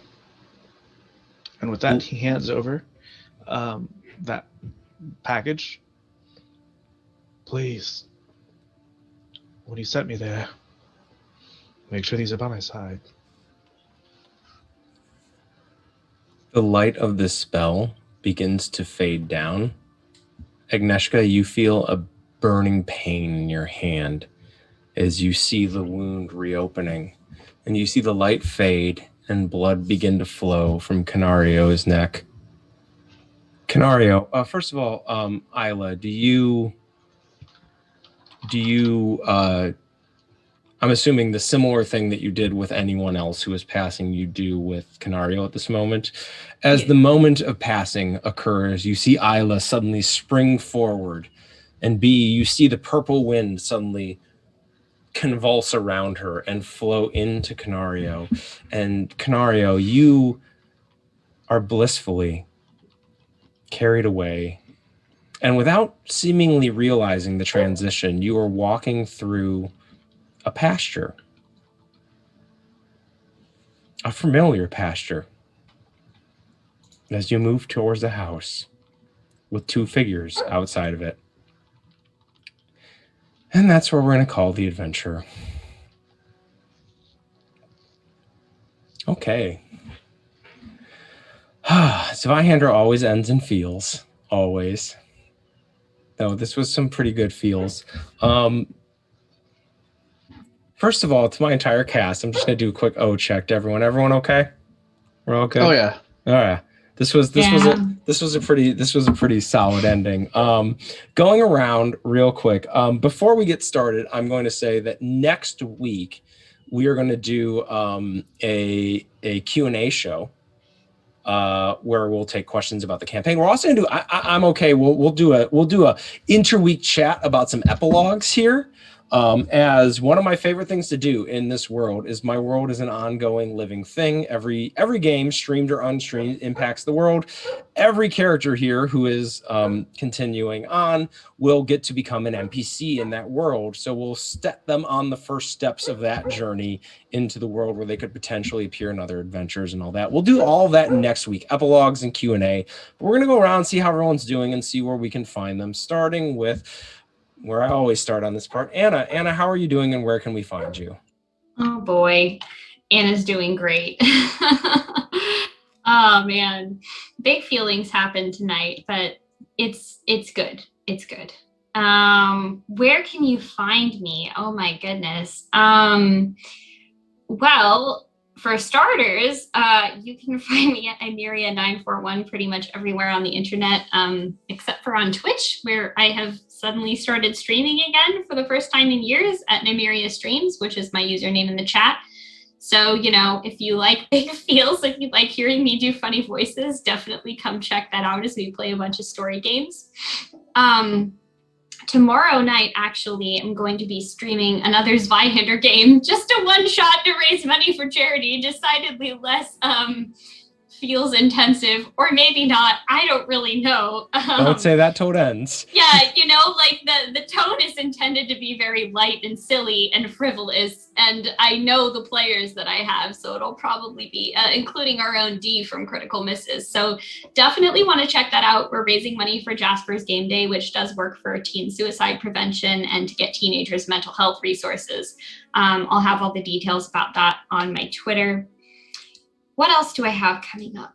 Monday on my friend Colin's channel, Colonomicon, we are airing a brand new Monster of the Week adventure, which I'm just so excited for. The three of us characters are going to be, it's the same crew that does the Estate series, which has gone on hiatus for a little while our GM attends to some things. But we're going to be playing some Monster of the Week in the meantime, and I'm so excited for you all to meet these characters. I'm pretty sure we're probably going to cry a lot about it, but it's going to be a lot of fun too. On Wednesday, I play in the game of Black Void over on Weave the Tale, which is going to be super fantastic. And on Thursday, I GM a game of Parslings, also over on Weave the Tale. Both of those games have in common my two favorite things of like weird cosmic horror and fun wordplay. And then on Friday mornings, I play in a Lancer game on Baldrian's channel. So, you know, you can pretty much find me online most of the days. This game has been an absolute pleasure to play with all of you and an honor, and I'm gonna miss it so much. So thank you. It's been great. It's been amazing. Moving on down, Faye, how are you, and where can we find you? I'm okay, and you can find me at Almost Faye on the 3 T's of the internet: Twitter, Twitch, and TikTok. You can also find me. You can also find me over on Weave the Tale on Thursdays, right before Anna has Parslings at 3 p.m. for Ravenswood Academy, Mora. After this, I don't know where I'm gonna be, other than potentially, you know, starting a new TTRPG community with some of the people that are here.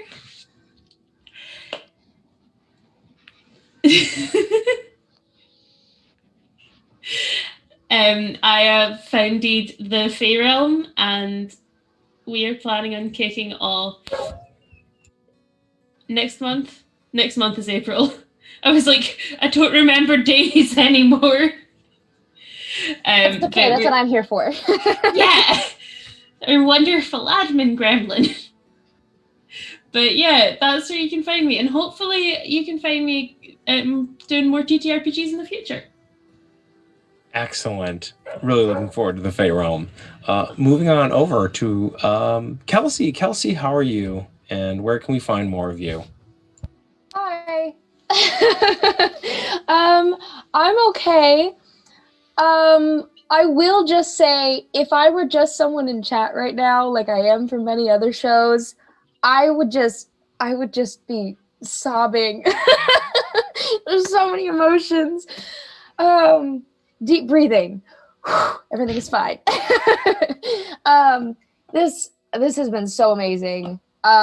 This is the end of my very first actual campaign ever, streamed or not. So that's pretty exciting. That is, we'll call it a milestone, for lack of a more effective word. You can find me on Twitter as crochet_baby, and you can find me on TikTok and in Twitch chats as crotchety old woman, like I have been in chat tonight. And you can on TikTok, I have made several TikToks about Bee as a character, featuring her. So if you would like to go check those out, some are a little bit silly, some are a little bit more fun. You can go check them out on TikTok, which is also linked on in my Twitter bio. I have a thing that links that. And you can also find me soon, up and coming, on the Fey Realm Twitch channel. I am the calendar nymph, aka the administrative lead. And we will be starting doing some streams, like casual gaming streams, sometime this month. And then in April, we will be kicking off with our coming out stream. We're going to have like a special action-packed weekend with lots of stuff. So check us out on Twitter for that. I'm pretty sure it's at the Fey Realm, just at the Fey Realm. No, we don't have TTRPG on the end of that. So it's at the Fey Realm on Twitter. So go check us out there. We're going to be posting dates and announcements and stuff once we get that all more settled. And I'm going to be in a game on that, yet to be determined game eventually. Yeah, that's all I have. Yeah, this was your first streamed campaign, but this is definitely not your last. This was a fantastic showing for you. Really, really well done. Speaking of fantastic showings, Velvet, how are you? I'm not okay. It'll hit me later, and then I'll yell at y'all on Discord. But, we'll cross that bridge when we come to it. I've been Velvet, Faye Fair. You can find me pretty much everywhere on the interwebs at OG Brown Sugar. You can also find me every other Monday on X Millennials, but Julio will tell you more about that. Wednesday evenings at Terrible Party for Emerald Endings. And on Arc of the Dragon for Deep Magic, a changeling game, where I also kill and eat things, but that's just a constant. I mean, like, the kill and eat thing seems like a brand at this point. Moving on up to Julio. Julio, how are you doing? And where can we find more of you? Because, oh my goodness, the last 2 episodes has been a powerhouse for you. Well, how am I?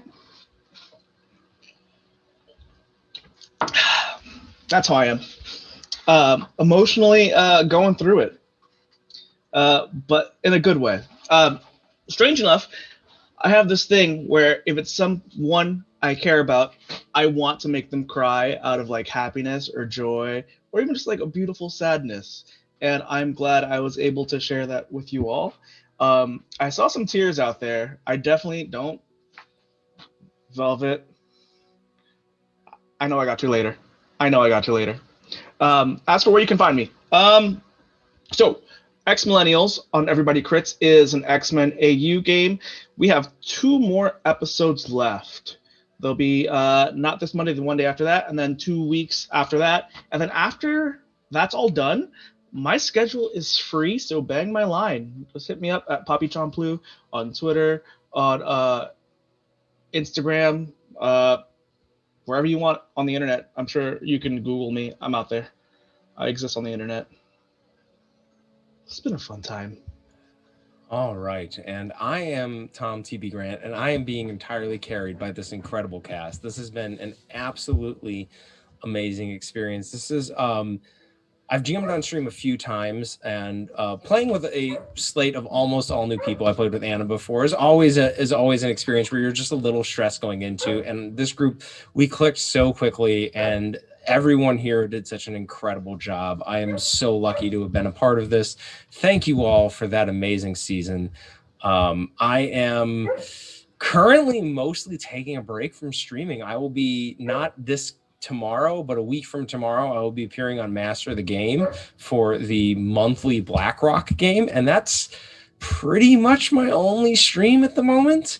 After this comes to an end, I am getting back to some IRL stuff, and it's been a truly amazing experience here. Thank you so much to Anita and Critical Misses for letting us have this wonderful adventure here. It has been absolutely phenomenal. And please come back next week for our Q&A and our epilogue episode where we see where these the different characters go in the next phase of their lives and enter into the world as, in some cases, incredibly powerful NPCs, which is going to be always really fun to seed into the world. As a quick note, speaking of incredibly powerful NPCs, the newcomer / Shadow Walker / Dawntail is one such NPC that was birthed from a player character. My first ever game in this world. I don't know if Steve is in chat because I believe he has a stream during this. But Steve created Dawntail for an adventure, and that adventure is over on Master of the Game where I got my streaming start. Juice is a fantastic person, runs a great YouTube channel.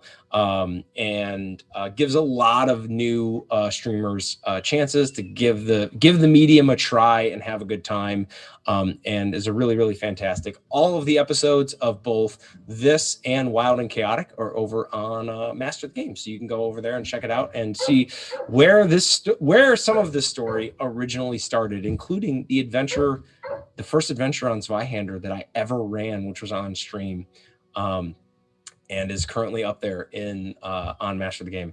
Anyway, we'll see you all next week. I believe we are going raiding after this, so we'll catch you all back here for the Q&A episode. Thank you so much, and we'll catch you back here on Critical Misses. Bye, everybody.